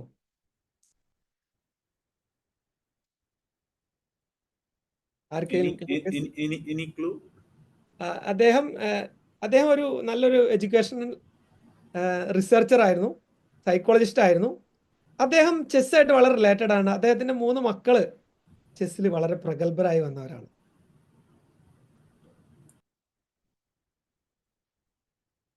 ഞാനൊന്നും കൂടി വ്യക്തമാക്കാം. അവര് ഹംഗറിയിൽ നിന്ന് വരുന്ന ആളുകളാണ്. ലാസ്ലോ പോൾഗർ, അദ്ദേഹത്തിന്റെ ജൂഡിത്ത് പോൾഗറിന്റെ അച്ഛൻ അല്ലേ? കറക്റ്റ്. ജൂഡിത്ത് ഉണ്ടായിരുന്നു, സൂസൻ ഉണ്ടായിരുന്നു, സോഫിയ ഉണ്ടായിരുന്നു. ജൂഡിത്ത് പോൾഗർ ആണ് യങ്ങസ്റ്റ് ഗ്രാൻഡ് മാസ്റ്റർ ആയിരുന്നു. കറക്റ്റ്. അപ്പൊ അദ്ദേഹത്തിന്റെ റിസർച്ച് ഇതായിരുന്നു. അദ്ദേഹം ചെസ് പ്ലെയർ ആയിരുന്നില്ല. അദ്ദേഹം ഇങ്ങനെ നോക്കിയപ്പോൾ ലോകത്തുള്ള മികച്ച നേതാക്കൾ, മികച്ച ഹൈലി പ്രൊഡക്റ്റീവായ ലീഡേഴ്സ്, ആ കാലഘട്ടത്തിലെ വലിയ വലിയ ആളുകൾ, ചരിത്രവും പ്രസന്റ് വേൾഡ് എല്ലാം നോക്കിയപ്പോൾ അദ്ദേഹം അതിലൊരു കോമൺ കാര്യം കണ്ടു. അത് സ്വന്തം കുട്ടികൾ പരീക്ഷിച്ചിട്ട് ലോകത്തിന് തെളിയിക്കുക എന്നായിരുന്നു അദ്ദേഹത്തിന്റെ ലക്ഷ്യം. അദ്ദേഹം പറഞ്ഞത് ടാലന്റ് ആയിട്ട് വന്നിട്ട് അവർ നേടുകയല്ല, നിങ്ങൾ കുട്ടികൾക്ക് അല്ലെങ്കിൽ വ്യക്തികൾക്ക് ഒരു അറ്റ്മോസ്ഫിയർ, എൻവയോൺമെന്റ് ഉണ്ടാക്കി കൊടുക്കുകയാണെങ്കിൽ നിരന്തരമായ ട്രെയിനിങ്ങിലൂടെ നിങ്ങൾക്ക് ആരെയും എന്തുമാക്കാൻ പറ്റുന്നതായിരുന്നു അദ്ദേഹത്തിന്റെ റിസർച്ച്. അദ്ദേഹത്തിന്റെ കുടുംബ പാരമ്പര്യം നോക്കി അവിടെ ആരും ചെസ് പ്ലേയേഴ്സ് ഇല്ല. അദ്ദേഹത്തിന് 3 മക്കൾക്കും വേണ്ടി അദ്ദേഹം ചെസ്സിന്റെ ഏരിയ സെലക്ട് ചെയ്തു. അതിനുള്ള ഹോം സ്കൂളിംഗ് അവിടെ ഹംഗറിയിൽ നിയമവിരുദ്ധമായിരുന്നു. അപ്പൊ അതിന് വിമർശനങ്ങൾ ഒരുപാട് നേരിട്ടുണ്ട്. ഇന്നത്തെ കാലഘട്ടത്തിലടക്കം വിമർശനങ്ങൾ നേരിട്ടൊരു വ്യക്തി കൂടിയാണ്. വീട്ടിലിരുത്തിക്കൊണ്ട് ചെസ് പഠനം, പഠിത്തം, പ്രാക്ടീസ്, പുസ്തകങ്ങൾ ഇത് നിരന്തരമായി കൊടുത്തു. 3 സിസ്റ്റേഴ്സിലെ ജൂഡിത്ത് പോൾഗർ ആണ് ഏറ്റവും ടോപ്പായി വന്നത്. 2ാമത്തെ സിസ്റ്ററാണ്. മൂത്ത സിസ്റ്ററുടെ പേര് സൂസൻ, ഏറ്റവും ഇളയാളാണ് സോഫിയ. അപ്പൊ ജൂഡിത്ത് പോൾഗർ സാധാരണ പുരുഷ മേധാവിത്വത്തെ മൊത്തം അട്ടിമറിച്ചൊരു വ്യക്തിയായിരുന്നു. ആ ജെൻഡർ എന്ന സംഭവം ഇല്ല എന്ന് ലോകത്തിന് പ്രൂവ് ചെയ്തൊരു വ്യക്തിയായിരുന്നു. കാരണം ജൂഡിത്ത് പോൾഗർ പെൺകുട്ടികളുടെ കൂടെ ആയിരുന്നില്ല ചെസ് കളിച്ചത്. പരമാവധി മത്സരങ്ങൾ പുരുഷ കേസരികളുടെ കൂടെ. ജൂഡിത്ത് പോൾഗറുടെ ആ ഒരു പോരാട്ട വീര്യം കാർപ്പോവിനെയും വിശ്വനാഥൻ ആനന്ദേയും അന്നത്തെ എല്ലാ പ്രമുഖരെയും വിറപ്പിച്ച് കളഞ്ഞിട്ടുണ്ട്. പല പ്രമുഖരും അടിതെറ്റി വീണിട്ടുമുണ്ട്. 15ാം വയസ്സിൽ ലോകത്തെ ഏറ്റവും പ്രായം കുറഞ്ഞ 91 ലോകത്തെ ഏറ്റവും പ്രായം കുറഞ്ഞ ഗ്രാൻഡ് മാസ്റ്റർ ആയിട്ടും ജൂഡിത്ത് പോൾക്കർ വന്നു. ലോകത്തെ മൊത്തം പുരുഷ സ്ത്രീ എല്ലാം കൂടി നോക്കുമ്പോൾ വേൾഡിലെ ബെസ്റ്റ് 10 റേറ്റിംഗിലും വന്നു. ബെസ്റ്റ് 10 ഒരു ലേഡിയാണ് മത്സരിച്ച് വന്നത്. അതാണ് ആ ജെൻഡർ എന്നുള്ള ഫീലിംഗേ എടുത്തു കളഞ്ഞ അത്രയും മികച്ച പ്രകടനമായിരുന്നു. വേൾഡിലെ നമ്പർ 2 ആയിട്ട് വനിതാ വിഭാഗത്തിലെ സിസ്റ്ററും എത്തി, സൂസൻ. കൂടാതെ ഇന്റർനാഷണൽ മാസ്റ്ററിൽ ഒരുപാട് മികച്ച മത്സരങ്ങളും ട്രോഫികളും നേടിയിട്ട് സോഫിയ എത്തി. ഈ 3 പേരും ഒരു വ്യക്തി, ഒരു ഫാദർ എന്നൊരു വ്യക്തി അദ്ദേഹത്തിൻ്റെ ഈ ഒരു റിസർച്ച് വളരെ തീവ്രമായിട്ട് ഇവർക്കൊരു എൻവയോൺമെന്റ് ഉണ്ടാക്കിയപ്പോൾ അതിൻ്റെ റിസൾട്ടായിട്ട് വന്നതാണ്. അദ്ദേഹത്തിൻ്റെ തിയറി ഇത് തന്നെയായിരുന്നു. അദ്ദേഹം ലോകത്തോട് വിളിച്ചു പറഞ്ഞത് അത് തന്നെയായിരുന്നു. അന്ന് വായിക്കാൻ പറ്റുന്നുണ്ടോ സാർ? അത് കാണുന്നുണ്ടോ ഹെഡിങ്? എനിക്ക് ഒരു ചെറിയ സാങ്കേതിക പ്രശ്നമുണ്ട്. Genius are made, not born. Geniuses are made, not born. അത് നമുക്ക് വിളിച്ചു പറയുന്ന, നമുക്ക് തരുന്നൊരു വലിയ മെസ്സേജ് ഉണ്ട്. ഇദ്ദേഹത്തിന് ആർക്കെങ്കിലും അറിയാം? ഇദ്ദേഹത്തിന്റെ ഫോട്ടോ ഇന്റർനെറ്റിൽ എവിടെയും കിട്ടിയില്ല. എനിക്ക് എൻ്റെ പഴയ ഏതോ ചെസ് ഗ്രൂപ്പിൽ നിന്ന് കിട്ടിയൊരു ഫോട്ടോ ആണ്. അപ്പോൾ അത് അത്ര വ്യക്തത ഉണ്ടാവില്ല. അദ്ദേഹത്തിന്റെ പേര് സ്റ്റീഫൻ എന്നാണ്. ആർക്കെങ്കിലും അറിയോ? അദ്ദേഹം ഒരു ക്രിമിനൽ കേസിൽ പെട്ടുകൊണ്ട് പലതരം പ്രശ്നങ്ങളുണ്ട്. ശരിക്കും പറയുകയാണെങ്കിൽ ഒരുപാട് ക്രിമിനൽ കേസിലെ ആളായിരുന്നു. അമ്പലങ്ങളിലെ മോഷണം, പിന്നെ വിഗ്രഹങ്ങൾ മോഷണം, പോലീസുകാരായിട്ടുള്ള പ്രശ്നം, അങ്ങനെ ഒരു കേസിൽ ഏകദേശം 2-2.5 കൊല്ലം ജയിലിലായിരുന്നു. ജയിലിൽ അദ്ദേഹത്തിന് ഒരു ഫ്രണ്ടായി കിട്ടിയത് ഒരു ജർമ്മൻ സായിപ്പായിരുന്നു. ജർമ്മൻ സായിപ്പിനാണെങ്കിൽ ചെസ് ആയിരുന്നു ഭ്രാന്ത്. ഇദ്ദേഹത്തിനാണെങ്കിൽ ചെസ് അറിയുക പോലും ഇല്ല, ഭയങ്കര ദേഷ്യമായിരുന്നു. പതുക്കെ ആ ജയിലിലെ സമയം പോകാൻ വേണ്ടിയിട്ട് ചെസ് പഠിക്കുകയാണ്. ജർമ്മൻ സായിപ്പ് പഠിപ്പിച്ചു. ഏകദേശം 2 കൊല്ലം നിരന്തരം പ്രാക്ടീസ് ചെയ്തപ്പോൾ അവസാനം സ്റ്റീഫൻ എന്ന ഈ വ്യക്തി ജർമ്മൻ സായിപ്പിനെ അടക്കം തോൽപ്പിക്കാൻ തുടങ്ങി. ശരിക്കും പറയുകയാണെങ്കിൽ ചെസ് സ്റ്റീഫൻ എന്ന വ്യക്തിയെ തന്നെ പൊളിച്ചെഴുതായിരുന്നു. നമ്മളുടെ എനർജി ഹയർ ലെവലിൽ യൂസ് ചെയ്യാൻ തുടങ്ങിയപ്പോൾ അദ്ദേഹത്തിൻ്റെ ശരിക്കും പറയുകയാണെങ്കിൽ പല കാര്യങ്ങളും, പല മോശം കാര്യങ്ങളും അദ്ദേഹം പോലും അറിയാതെ വിട്ടുപോവാണ് ചെയ്തത്. മറ്റുള്ളവരോട് ചെയ്യേണ്ട റിവെഞ്ച്, പ്രതികാരം, എന്നെ ജയിലിലാക്കിയവരോട് തീർക്കാനുള്ള പ്ലാൻ എല്ലാം മാറി. ആ വ്യക്തി തന്നെ ആന്തരികമായിട്ട് അദ്ദേഹം പോലും അറിയാതെ മാറി. അദ്ദേഹം അതിനുശേഷം പല ചെറിയ ചെറിയ ബിസിനസ്സുകൾ ചെയ്തു തുടങ്ങി. സ്കൂൾ സ്ഥാപനങ്ങൾ, പുസ്തകങ്ങളെല്ലാം വിൽക്കുന്ന ചെറിയ ചെറിയ ഷോപ്പ് തുടങ്ങി. അതിനൊപ്പം തന്നെ വൈകിട്ട് അടുത്തുള്ള ക്ലബ്ബുകളിലെല്ലാം പോയി ചെസ് കളിക്കാൻ തുടങ്ങി. കേരള ചാമ്പ്യൻഷിപ്പിൽ, ചാമ്പ്യൻഷിപ്പിൽ പലതവണ നമ്പർ 1 ആയി.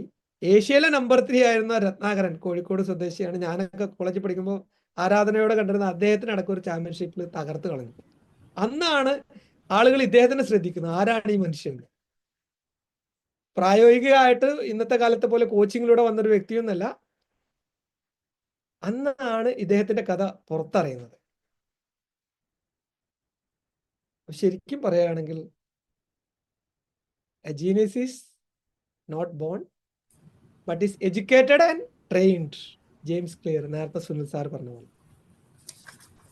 വേറൊരു രീതിയിൽ പറയുകയാണെങ്കിൽ whoever you are, whenever you are, you only have to know one thing. നിങ്ങൾ ഒരേ ഒരു കാര്യം മാത്രം അറിഞ്ഞാൽ മതി ഈ ലോകത്ത്. You can learn anything. നിങ്ങൾ ഒരേ ഒരു കാര്യം മാത്രം അറിഞ്ഞാൽ മതി, യു ക്യാൻ ലേൺ എനിത്തിങ്. നിങ്ങളത് വിശ്വസിക്കുന്നില്ലെങ്കിൽ അത് നിങ്ങളുടെ മാത്രം പ്രശ്നമാണ്. നിങ്ങൾക്കത് വിശ്വസിക്കാൻ കഴിയുന്നില്ലെങ്കിൽ അത് നിങ്ങളുടെ മാത്രം പ്രശ്നമാണ്. അത് ഡ്രൈവിംഗ് ആയിക്കോട്ടെ, സ്പോക്കൺ ഇംഗ്ലീഷ് ആയിക്കോട്ടെ, ചെസ് ആയിക്കോട്ടെ, സ്വിമ്മിങ് ആയിക്കോട്ടെ, ട്രെയിനിങ് ആയിക്കോട്ടെ, പബ്ലിക് സ്പീക്കിംഗ് ആയിക്കോട്ടെ, യു ക്യാൻ ലേൺ എനിത്തിങ്. അത് വിശ്വസിക്കാൻ കഴിയുന്നില്ലെങ്കിൽ അത് നിങ്ങളുടെ മാത്രം പ്രശ്നമാണ്. എന്തൊരു കാര്യവും മനുഷ്യന് ഈസി ആയിട്ട് പഠിച്ചെടുക്കുന്നുണ്ട്. അത്രയും കപ്പാസിറ്റിയിലാണ് ഈ സാധനം. പക്ഷേ പ്രശ്നം നമ്മളത് വിശ്വസിക്കുന്നില്ല, നമ്മളത് ട്രൈ ചെയ്യുന്നില്ല. സ്റ്റീഫനും ജൂഡിത്ത് പോൾക്കറും ചെസ്സും നമ്മളെ പഠിപ്പിച്ചു തരുന്ന കാര്യം അതാണ്. ഒരുപാട് ആളുകൾ ഡ്രൈവിംഗ് അറിയില്ല എന്ന് പറഞ്ഞിട്ട്, പ്രത്യേകിച്ച് വീട്ടമ്മമാർ, കരഞ്ഞു തീർക്കുകയാണ്. Please sir. നെപ്പോളിയൻ ബോണപ്പാർട്ട് നമ്മുടെ സ്കൂളിലൊക്കെ നമ്മളെ പഠിപ്പിച്ച ഒരു കാര്യമുണ്ട്, നത്തിങ് ഈസ് ഇമ്പോസിബിൾ. അതാണ് പെട്ടെന്ന് ഓർമ്മ വന്നത്. Thank you. Thank you sir. ആ ഒരു കാര്യം മനസ്സിലാക്കുകയാണെങ്കിൽ നമ്മളുടെ ബ്രെയിൻ്റെ കപ്പാസിറ്റി, ശേഷി മനസ്സിലാക്കുകയാണെങ്കിൽ യു ക്യാൻ ലേൺ എനിത്തിങ്. എനിക്കതറിയില്ല എന്ന് പറഞ്ഞ് കരഞ്ഞു തീർക്കാതെ എന്താണോ നിങ്ങൾക്ക് വേണ്ടത് അത് പഠിക്കലാണ് ചെസ് നമ്മൾ ഓർമ്മിപ്പിക്കുന്നത്. അത് പഠിച്ചെടുക്കാനാണ് ഒരു ചെസ് പ്ലെയറോട് ഒരു കോച്ച് എപ്പോഴും പറയാ. ഏത് ഏരിയയിലാണോ നീ വീക്ക്, കരഞ്ഞു തീർക്കുകയല്ല, കരഞ്ഞു തീർക്കുകയാണെങ്കിൽ നിനക്ക് അവിടെ തീരുകയാണ് നിന്റെ ജീവിതം, അവിടെ തീരുകയാണ് നിന്റെ ലൈഫ്. Start learning. എനിക്ക് നിങ്ങളോട് പറയാനുള്ളതാണ്, ഒരു സെക്കൻഡ് എല്ലാവരും ഒന്നുള്ളിലേക്ക് നോക്കുക. 2025 ഇപ്പോൾ സ്റ്റാർട്ടായിട്ടുണ്ട്. നിങ്ങളുടെ ജീവിതം ഒന്നും കൂടി ഒരു 10 കൊല്ലം കൂടി മുന്നോട്ട് കാണുക. ഏറ്റവും മനോഹരമായി 10 കൊല്ലം മുന്നോട്ട് പോകണമെങ്കിൽ അതിന് സഹായമാകുന്ന 2 സ്കിൽസ് ഒന്ന് നോട്ട് ചെയ്ത് എഴുതാം. 2025 മുതൽ ഒരു 10 കൊല്ലം മുന്നോട്ട് പോകുമ്പോൾ നിങ്ങൾക്ക് ശക്തി കൂട്ടുന്ന, നിങ്ങളുടെ ജീവിതത്തിന് ശക്തി കൂട്ടാൻ സഹായമാകുന്ന 2 സ്കിൽസ് ഒന്ന് നോട്ട് ചെയ്യുക. ക്ലാസ്സുകൾ ഒരുപാട് കാര്യങ്ങൾ പറഞ്ഞിട്ട് കാര്യമില്ല, പതുക്കെ പ്രവർത്തിച്ചു പോകുന്നതാണ് എനിക്കിഷ്ടം. അപ്പം എല്ലാവരും അത് നോട്ട് ചെയ്യുക. അത് നോട്ട് ചെയ്തതിന് ശേഷം ഒന്ന് യെസ് പറയാം. 10 കൊല്ലത്തിൻ്റെ ഉള്ളിൽ നിങ്ങളുടെ ജീവിതത്തെ ഒന്നുകൂടി പവർഫുൾ ആക്കുന്ന, ഒന്നുകൂടി ബ്യൂട്ടി കൂട്ടുന്ന, ഒന്നുകൂടി ശക്തമാക്കുന്ന 2 സ്കിൽസ് എന്തൊക്കെയാണെന്ന് ഒന്ന് നോട്ട് ചെയ്യുക. ഇന്ന് ചിന്തിച്ചുകൊണ്ട് 3 എഴുതി. ഓക്കെ, ആർക്കെങ്കിലും ഷെയർ ചെയ്യണമെങ്കിൽ ഷെയർ ചെയ്യാം. നിർബന്ധമായിട്ടും അത് എഴുതുക. സർ, അത് അക്വയർ ചെയ്യേണ്ടതാണോ അതോ ഓൾറെഡി ഉള്ളതാണോ? അക്വയർ ചെയ്യേണ്ടത്. പോളിഷ് ചെയ്യാൻ ആഗ്രഹിക്കുന്നതാകാം, അക്വയർ ചെയ്യുന്നതാകാം. നിങ്ങൾ ഇനി നിങ്ങളെ ശക്തി കൂട്ടാൻ ആഗ്രഹിക്കുന്ന 2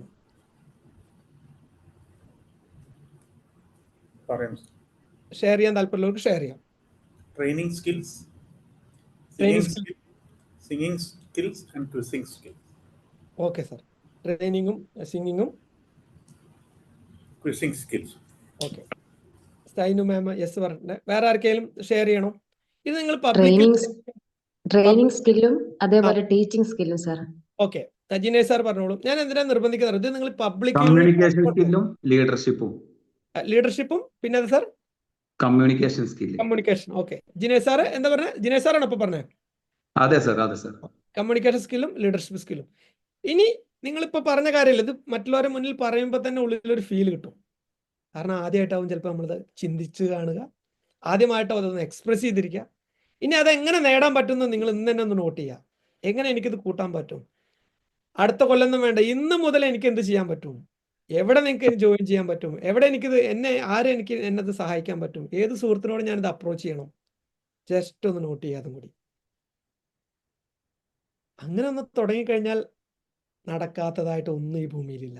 മഹാത്രിയ റായുടെ അയക്കാത്ത കത്ത് എന്നുള്ള ആ പുസ്തകം വളരെ മനോഹരമായ ഒരു പുസ്തകമാണ്. എല്ലാവരും വായിക്കേണ്ട ഒരു പുസ്തകമാണ്.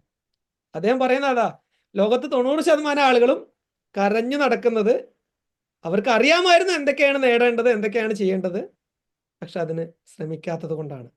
ഒന്ന് ഡ്രൈവിംഗ് പഠിക്കാനെങ്കിൽ കുട്ടികളെയും വീട്ടുകാരെയും വളരെ ഈസി ആയിട്ട് കൊണ്ടുപോകാമായിരുന്നു. ഒന്ന് നന്നായിട്ട് പബ്ലിക് സ്പീക്കിംഗ് പഠിക്കുകയാണെങ്കിൽ, ഒരൊറ്റ ദിവസം കൊണ്ട് പബ്ലിക് സ്പീക്കിംഗ് പഠിക്കാൻ പറ്റുന്ന കാര്യമാണ്. അതൊന്ന് പഠിക്കുകയാണെങ്കിൽ ഒരുപാട് ടീച്ചേഴ്സിന് അവരുടെ വേദികളിൽ മനോഹരമായി സംസാരിക്കാമായിരുന്നു. പാരൻസിന്റെ മുന്നിൽ, ടീച്ചേഴ്സിന്റെ മുന്നിൽ, ഒപ്പം ജോലി ചെയ്യുന്ന ആളുകളുടെ മുന്നിൽ, കിട്ടുന്ന വേദിയിലൊക്കെ വളരെ മനോഹരമായി സംസാരിക്കായിരുന്നു.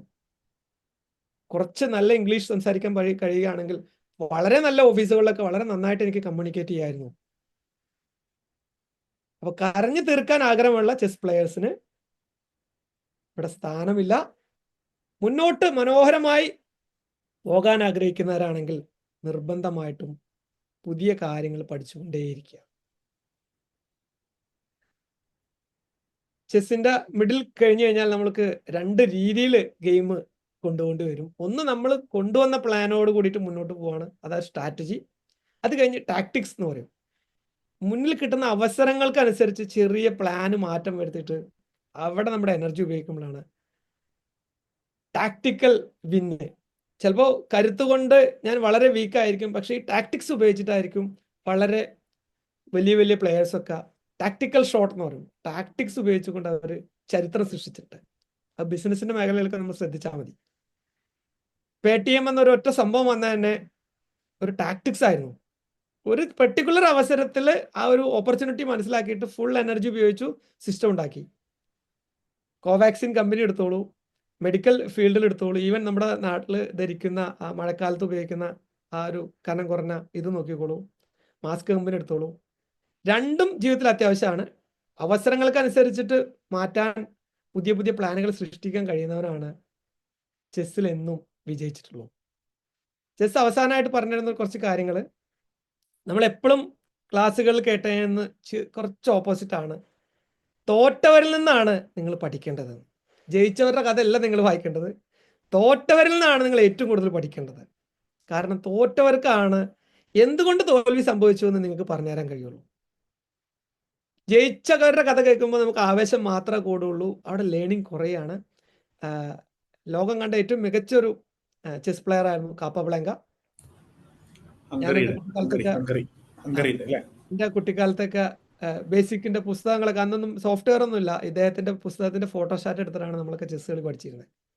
അദ്ദേഹം പറയുന്നൊരു കാര്യം അതാണ്, ഒരൊറ്റ തോൽവി 100 വിജയങ്ങളെക്കാൾ ശക്തി നിങ്ങൾക്ക് തരും, അറിവ് നിങ്ങൾക്ക് തരും, കരുത്ത് നിങ്ങൾക്ക് തരും. തോൽവിയിൽ നിന്ന് പഠിക്കുന്നവനാണ് ഏറ്റവും മികച്ച ചെസ് പ്ലെയർ.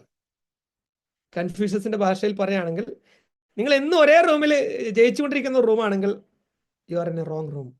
നിങ്ങൾ എന്നും പ്ലേയേഴ്സിനെ തോൽപ്പിക്കുന്നു, നിങ്ങളുടെ ഗ്രാമത്തിൽ എല്ലാവരെയും തോൽപ്പിക്കുന്ന വ്യക്തിയാണെങ്കിൽ നിങ്ങൾ റോങ് റൂമിലാണ്. Change the room. എന്നും നിങ്ങൾ ജയിച്ചുകൊണ്ടിരിക്കുകയാണെങ്കിൽ അർത്ഥം നിങ്ങൾ പുതിയതായിട്ട് ഒന്നും പഠിക്കുന്നില്ല.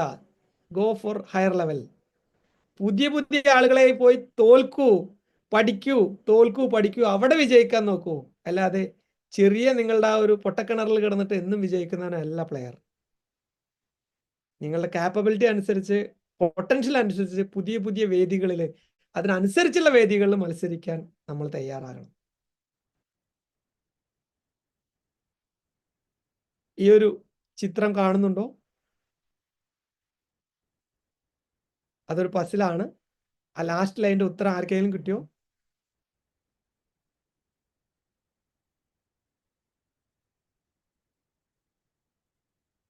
എത്ര? 13 13 ഒന്നുകൊണ്ട് ട്രൈ ചെയ്തോളൂ. ഏകദേശമൊക്കെ അടുത്ത് വന്നിട്ടുണ്ട്. 23. ആദ്യത്തെ 7, രണ്ടാമത്തെ 6. 13 എനിക്ക് തോന്നിയത്. ഏറ്റവും ടോപ്പില് 10 അല്ലേ? 15 സാറേ, 15. സോറി, ഞാൻ മുഴുവൻ കണ്ടില്ല. അല്ലല്ലോ സാറേ. 10, 2, 12. 10 + 7 17.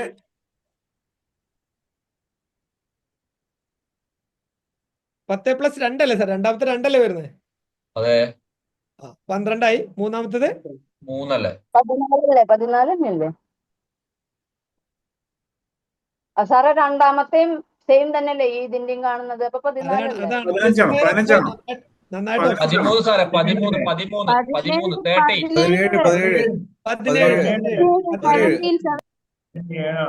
17 കറക്റ്റ്. ഒരു ഒരു ചെസ് പ്ലെയർ ആകുമ്പോൾ പോസിബിലിറ്റീസ്, പ്രശ്നങ്ങളൊക്കെ മുന്നിൽ വരുമ്പോൾ അത് പുറത്ത് നോക്കുന്ന വളരെ ഈസി ആയിട്ട്, കാഷ്വൽ ആറ്റിറ്റ്യൂഡ് നോക്കുമ്പോൾ എല്ലാം ഈസി ആയിട്ട് തോന്നും. അപ്പൊ നമുക്ക് 11, 12, 13 നോക്കും. പക്ഷെ if you are going deeper and deeper and deeper, ഓരോ പ്രോബ്ലംസിനെയും ഓരോ സിറ്റുവേഷനെയും മനസ്സിലാക്കിയിട്ട് ആദ്യത്തെ ഒരൊറ്റ പ്രോബ്ലം ആയി കാണുന്നു, അവിടെ എനിക്കൊരു ഉത്തരം കിട്ടുന്നു. ആദ്യത്തെ സിമ്പിൾ ഈസ് 10. സെക്കൻഡ് അവിടെ ഉണ്ട്, എനിക്കത് മനസ്സിലാവുന്നു, 2 മൂന്നാമത്തത് 5. അപ്പൊ എനിക്ക് ഉത്തരം വളരെ വ്യക്തമാവുന്നു. പ്രോബ്ലം സോൾവിങ് ആണ് ശരിക്കും പറയുകയാണെങ്കിൽ ചെസ്സിൽ വളരെ ഇമ്പോർട്ടൻ്റ് ആയ ഒരു കാര്യമുണ്ട്. ലോകത്ത് ഒരു ഗെയിമിൽ ഞാനത് കണ്ടിട്ടില്ല, എനിക്കറിയില്ല. എന്താണ് കാര്യം പറയാൻ പറ്റുമോ? ഒരു ഗെയിമിൽ ഞാൻ കാണാത്തൊരു കാര്യം ചെസ്സിൽ കണ്ട്. എനിക്ക് എപ്പോ ഞാൻ എന്ന വ്യക്തിക്ക് വിചാരിക്കുന്നു എനിക്ക് ക്വിറ്റ് ചെയ്യാൻ പറ്റും. വേറെ ഏതെങ്കിലും ഗെയിമിൽ കണ്ടിട്ടുണ്ടോ? എനിക്ക് ആ പ്ലെയറിനെ എപ്പോൾ വേണമെങ്കിലും ക്വിറ്റ് ചെയ്യാൻ പറ്റും. ക്വിറ്റ് ചെയ്യാൻ മീൻസ് ഞാൻ തോറ്റതായിട്ട് പ്രഖ്യാപിച്ചാൽ എനിക്ക് പിൻവലിയാൻ പറ്റും. ഒഫീഷ്യലി പറ്റും. പരിക്ക് കൊണ്ടോ ഇഞ്ചുറി കൊണ്ടോ അല്ല. വേറൊരു ഗെയിമിൽ ഞാനത് കണ്ടിട്ടില്ല. വേറെ ഏതെങ്കിലും ഗെയിമിൽ കണ്ടിട്ടുണ്ടെങ്കിൽ ആർക്കും ഷെയർ ചെയ്യാം. കണ്ടിട്ടുണ്ടോ? ഒഫീഷ്യലി ഞാൻ തോറ്റതായി പ്രഖ്യാപിച്ചിട്ട് എനിക്ക് എൻ്റെ ഗെയിം കൺട്രോൾ വിട്ടു എന്ന നിലയിൽ വരികയാണെങ്കിൽ എനിക്ക് തോറ്റതായിട്ട് പ്രഖ്യാപിക്കാൻ പറ്റും. എനിക്ക് ഓപ്പോസിറ്റ് ആൾക്ക് ഷെയ്ക്ക് ഹാൻഡ് കൊടുത്തിട്ട് പിൻവലിയാൻ പറ്റും. ഈ മറ്റ് കളികളിലൊക്കെ ഉള്ളതെന്ന് പറഞ്ഞു കഴിഞ്ഞിട്ടുണ്ടെങ്കിൽ അതിൽ ഒരുപാട് എക്യുപ്മെന്റ്സ്, പ്രോപ്പർട്ടീസ് ഉണ്ടാവും. ഈ പ്രോപ്പർട്ടീസ് ഒക്കെ പല സ്ഥലങ്ങളിൽ സൂക്ഷിച്ചു വെക്കും. പക്ഷെ ഇവിടെ കുറച്ച് കമ്പാരിറ്റീവ്ലി വില കുറഞ്ഞ പോൺ ആണെങ്കിലും കിങ് ആയാലും ക്യൂൺ ആയാലും എല്ലാം കളി കഴിഞ്ഞ ഒരൊറ്റ പെട്ടിയിലേക്ക് പോവാം. എക്സലന്റ്. അത് നമ്മളുടെ പോയിന്റ് ആണ്. പക്ഷേ ഈ ഒരു ഗെയിമിൽ ഇതാണ് ഇതിന്റെ ബ്യൂട്ടിഫുൾ, ചെസ്സിന്റെ ബ്യൂട്ടിഫുൾ. എനിക്ക് ഏറ്റവും കൂടുതൽ ഇഷ്ടപ്പെട്ട കാര്യം അതാണ്. അവിടെ ക്വിറ്റ് ചെയ്യാനുള്ളൊരു ചാൻസ് തന്നിട്ടുണ്ട്.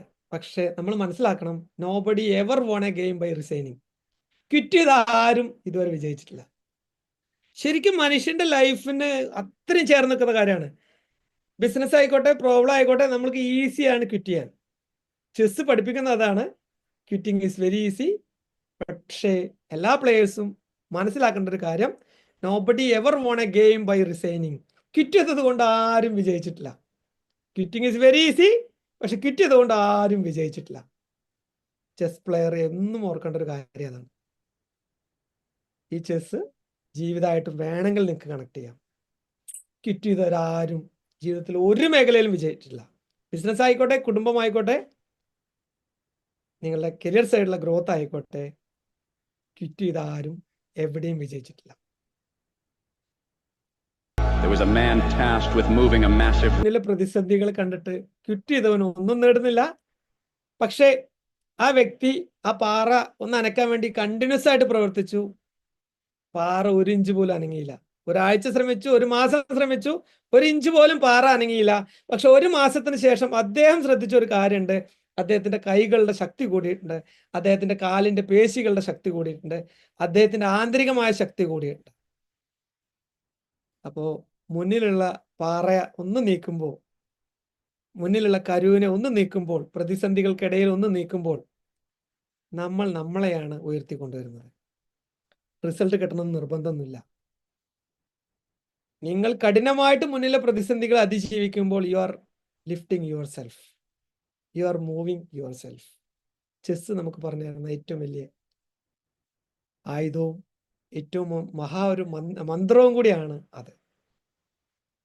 ലാസ്റ്റ് നമ്മൾ ചെസ്സിന്റെ അവസാനം പറഞ്ഞോട്ടെ, ഒരു കോട്ട് ഓർമ്മ വന്നു.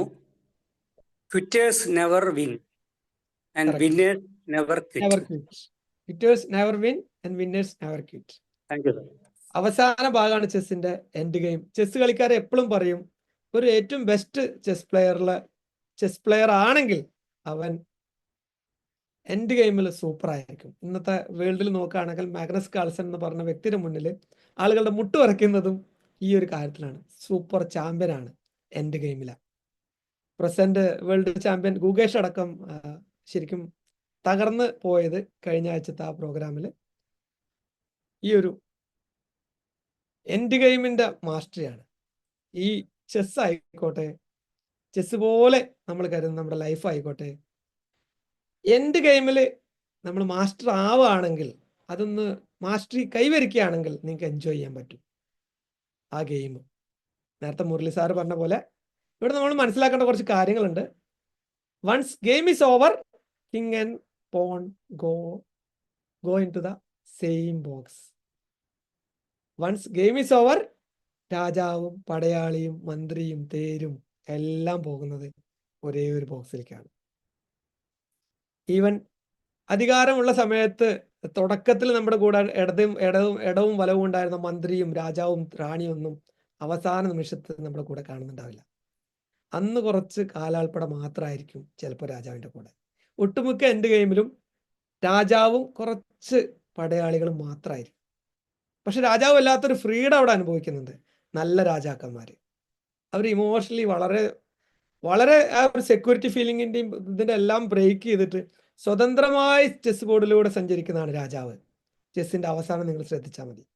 ഭയങ്കര സ്വാതന്ത്ര്യത്തോടു കൂടിയിട്ടാണ് രാജാവ് നടക്കുന്നത്. രാജാവിന് കൂട്ടായിട്ട് ചിലപ്പോൾ ചില പ്രജകൾ മാത്രമാവും. അവർക്ക് വലിയ അധികാരങ്ങളൊന്നും ഉണ്ടാവില്ല. ജീവിതത്തിലേക്ക് വേണമെങ്കിൽ തിരിഞ്ഞു നോക്കാം. നിങ്ങൾക്ക് അധികാരവും പ്രശ്നങ്ങളും പദവിയൊക്കെ ഉള്ളപ്പോൾ നിങ്ങളുടെ കൂടെ വലിയ വലിയ ആളുകൾ ഉണ്ടാവും. ആ ഒരു എൻഡ് ഗെയിമിലേക്ക് വരുമ്പോൾ ചിലപ്പോൾ വലിയ അധികാരം എന്നുള്ള ആളുകളായിരിക്കില്ല, പക്ഷെ ഇവർ ഭയങ്കര ഒരു സപ്പോർട്ട് നിങ്ങൾക്ക് തരും. നിങ്ങൾ ഒരു വലിയ രാജാവാണെങ്കിൽ ഈ പോണിനെ മന്ത്രിയാക്കാനുള്ള ഒരു കഴിവ് കൂടി നിങ്ങൾക്കുണ്ട്. ചെസ് കളിക്കുന്ന ആളുകൾക്ക് അറിയാം, പടയാളിയെ അവസാനത്തെ റോയിലേക്ക് എത്തിക്കുകയാണെങ്കിൽ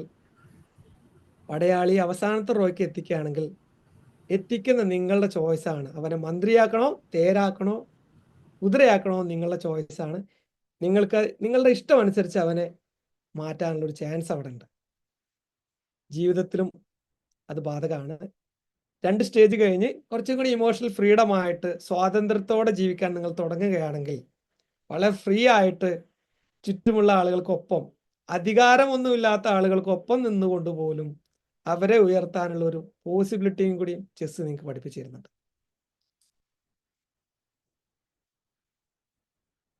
ഈ ചെസ് കളിയിൽ ആളുകൾ തോൽക്കാനുള്ള കാരണം 2 കാരണമാണ്. They are not aware of their resources. They are not at all respecting the time. എൻ്റെ ടൈമും ഞാൻ ഇവിടെ വൈൻഡപ്പ് ചെയ്യാൻ പോവാണ്. ചെസ്സിലും അതെ, 2 കോമൺ ആണ്. 2 പേർക്കും 16 പീസസ് ആയിരുന്നു. 2 പേർക്കും കൊടുത്ത ടൈം 2 മണിക്കൂർ 5 മണിക്കൂർ ഈക്വൽ ആയിരുന്നു. ഈ 2ഉം ശരിയായ രീതിയിൽ ഉപയോഗിക്കാത്തത് കൊണ്ട് മാത്രമാണ് ചെസ്സിൽ ഒരു വ്യക്തി തോൽക്കുന്നത്. എൻ്റെ റിസോഴ്സസ്, എൻ്റെ സ്ട്രെങ്ത് ഞാൻ മനസ്സിലാക്കാത്തിടത്തോളം കാലം എൻ്റെ യുദ്ധം അവിടെ തീരാണ്.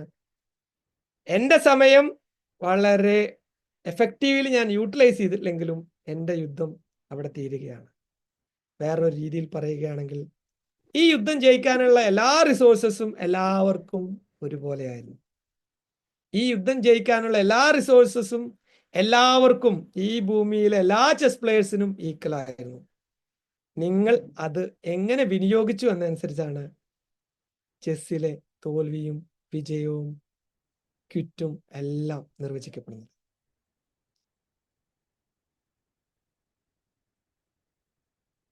നമ്മള് യാത്ര ഇവിടെ തീരാണ്.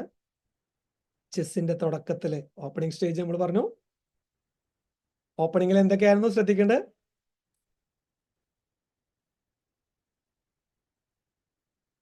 ഓപ്പണിംഗിൽ നമ്മൾ സെൽഫ് ഡെവലപ്മെന്റിന് ഫോഴ്സ് കൊടുത്തു, സേഫ്റ്റിക്ക് ഫോഴ്സ് കൊടുത്തു, പഠനങ്ങളും കാര്യങ്ങളും മുന്നോട്ട് കൊണ്ടുപോയി.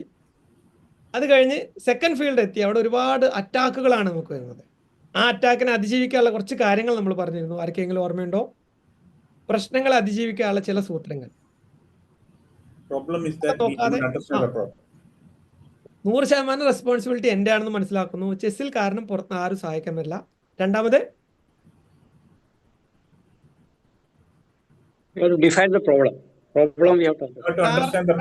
പ്രോബ്ലം എന്താണെന്ന് വളരെ ലോജിക്കലി വളരെ സാവധാനം ഞാൻ മനസ്സിലാക്കുന്നു. Then solution will be very easy. പിന്നീട് കുറച്ച് കാര്യങ്ങൾ നമ്മൾ പറഞ്ഞു. തൊട്ടാൽ പൊള്ളും. അപ്പൊ തൊടുന്നതിന് മുന്നേ ആലോചിക്കുക. ആക്ഷൻ ചെയ്തിട്ടല്ല നമ്മൾ ചിന്തിക്കേണ്ടത്, ആക്ഷന് മുന്നേ നന്നായിട്ട് ചിന്തിക്കുക. ആ ഒരു മൈൻഡ് സെറ്റോട് കൂടിയിട്ട് ചെറുതോ വലുതോ ഇമ്പോർട്ടൻ്റോ അൺഇമ്പോർട്ടൻ്റോ ഇല്ലാതെ നിങ്ങൾ എന്തെങ്കിലും കാര്യം ചെയ്യുന്നുണ്ടെങ്കിൽ പൂർണ്ണമായും ശ്രദ്ധ കൊടുത്ത് നിങ്ങൾ മുന്നോട്ട് പോവുകയാണെങ്കിൽ നിങ്ങളുടെ ഓരോ നീക്കവും മനോഹരമായിരിക്കും. മനോഹരമായിട്ട് ചെസ് കളിക്കാനും നിങ്ങൾക്ക് പറ്റും. ഓപ്പോസിറ്റ് വരുന്ന ആള്, അവനെ എതിർക്കേണ്ടത് ശാന്തിയോടെ, സന്തോഷത്തോടെ, പീസ്ഫുൾ ആയിട്ടാണ് നിങ്ങൾ തീരുമാനം എടുക്കേണ്ടത്. അതുപോലെ ലഡുവായിട്ടും പ്രലോഭനായിട്ടും ആളുകൾ വരും. Middle path is always better. അതുപോലെ പ്രായമോ നിങ്ങൾ എവിടുന്ന് വരുന്നോ എന്നൊന്നും കാര്യമല്ല. നിങ്ങൾ ഒരു കാര്യം പഠിക്കണം എന്ന് വിചാരിച്ചു കഴിഞ്ഞാൽ പ്രായം അതിന്റെ പ്രശ്നമാണോ? നിങ്ങൾക്ക് എന്ത് വേണമെങ്കിലും എപ്പോഴും പഠിക്കാം. വേറെ എന്തെങ്കിലും ആർക്കെങ്കിലും ഓർമ്മ ഉണ്ടോ? ഇന്ന് നമ്മൾ യാത്ര ചെയ്തതിൽ എന്തെങ്കിലും ഓർമ്മ ഉണ്ടെങ്കിൽ ഒന്ന് റീകളക്ട് ചെയ്യാം. ഏതെങ്കിലും പേരുകൾ? സ്വാമി ശിവാനന്ദ പറഞ്ഞൊരു, സ്വാമി ശിവാനന്ദ, സ്റ്റീഫൻ, ഓൾഗർ സിസ്റ്റേഴ്സ്. ആ വീഡിയോ എൻ ഗെയിമിനെ പറ്റി പറയുമ്പോൾ തോറ്റവരിൽ നിന്ന് പഠിക്കുക എന്ന് പറയുന്നുണ്ട്. തോറ്റവരിൽ നിന്ന് പഠിക്കാം, കാപ്പവളങ്ക പറഞ്ഞു.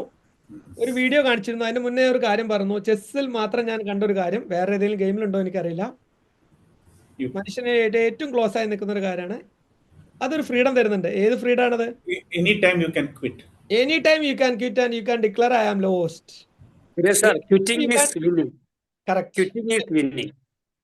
എപ്പോ വേണമെങ്കിലും ക്വിറ്റ് ചെയ്യാനുള്ള ഒരു പോസിബിലിറ്റി ചെസ് നിങ്ങൾക്ക് തരുന്നുണ്ട്. പക്ഷേ മനസ്സിലാക്കേണ്ട ഒരു കാര്യം, ക്വിറ്റ് ചെയ്ത ആരും ഇതുവരെ ചെസ് ജയിച്ചിട്ടില്ല. അപ്പൊ ചെസ്സിൽ തോൽക്കാനുള്ള 2 കാര്യങ്ങൾ നമ്മൾ പറഞ്ഞു. എൻ്റെ ശക്തി, എൻ്റെ റിസോഴ്സസ് ഞാൻ മനസ്സിലാക്കിയിട്ടില്ല, അത് ശരിക്കും പോലെ വിനിയോഗിച്ചിട്ടില്ല, അല്ലെങ്കിൽ എൻ്റെ സമയം ഞാൻ നന്നായിട്ട് വിനിയോഗിച്ചിട്ടില്ല. അപ്പോൾ എല്ലാവർക്കും ഒരിക്കൽ കൂടി നന്ദി പറയാണ്. നമ്മളുടെ ഈ chess it's all about making the right move. ഏറ്റവും മനോഹരമായിട്ട് ഏറ്റവും നല്ല നീക്കങ്ങൾ നടത്തിക്കൊണ്ട് നിങ്ങൾ റിസോഴ്സസ് ഏറ്റവും ശക്തമായി ഉപയോഗിച്ചുകൊണ്ട് പീസ് ഓഫ് മൈൻഡ് നിലനിർത്തിക്കൊണ്ട് ഉയരങ്ങളിലേക്ക് നീങ്ങുവാൻ എല്ലാവർക്കും കഴിയട്ടെ. കരഞ്ഞു തീർക്കാനോ ഇല്ലായ്മ പറഞ്ഞ് തീർക്കാനോ അല്ല നമ്മൾ ഈ ഭൂമിയിലേക്ക് വന്നിട്ടുള്ളത്. ഏറ്റവും മനോഹരമായിട്ട് ചെസ് നമുക്ക് കളിക്കാം.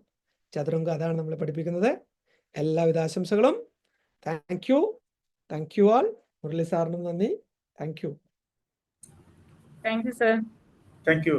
Thank you Dinesh sir.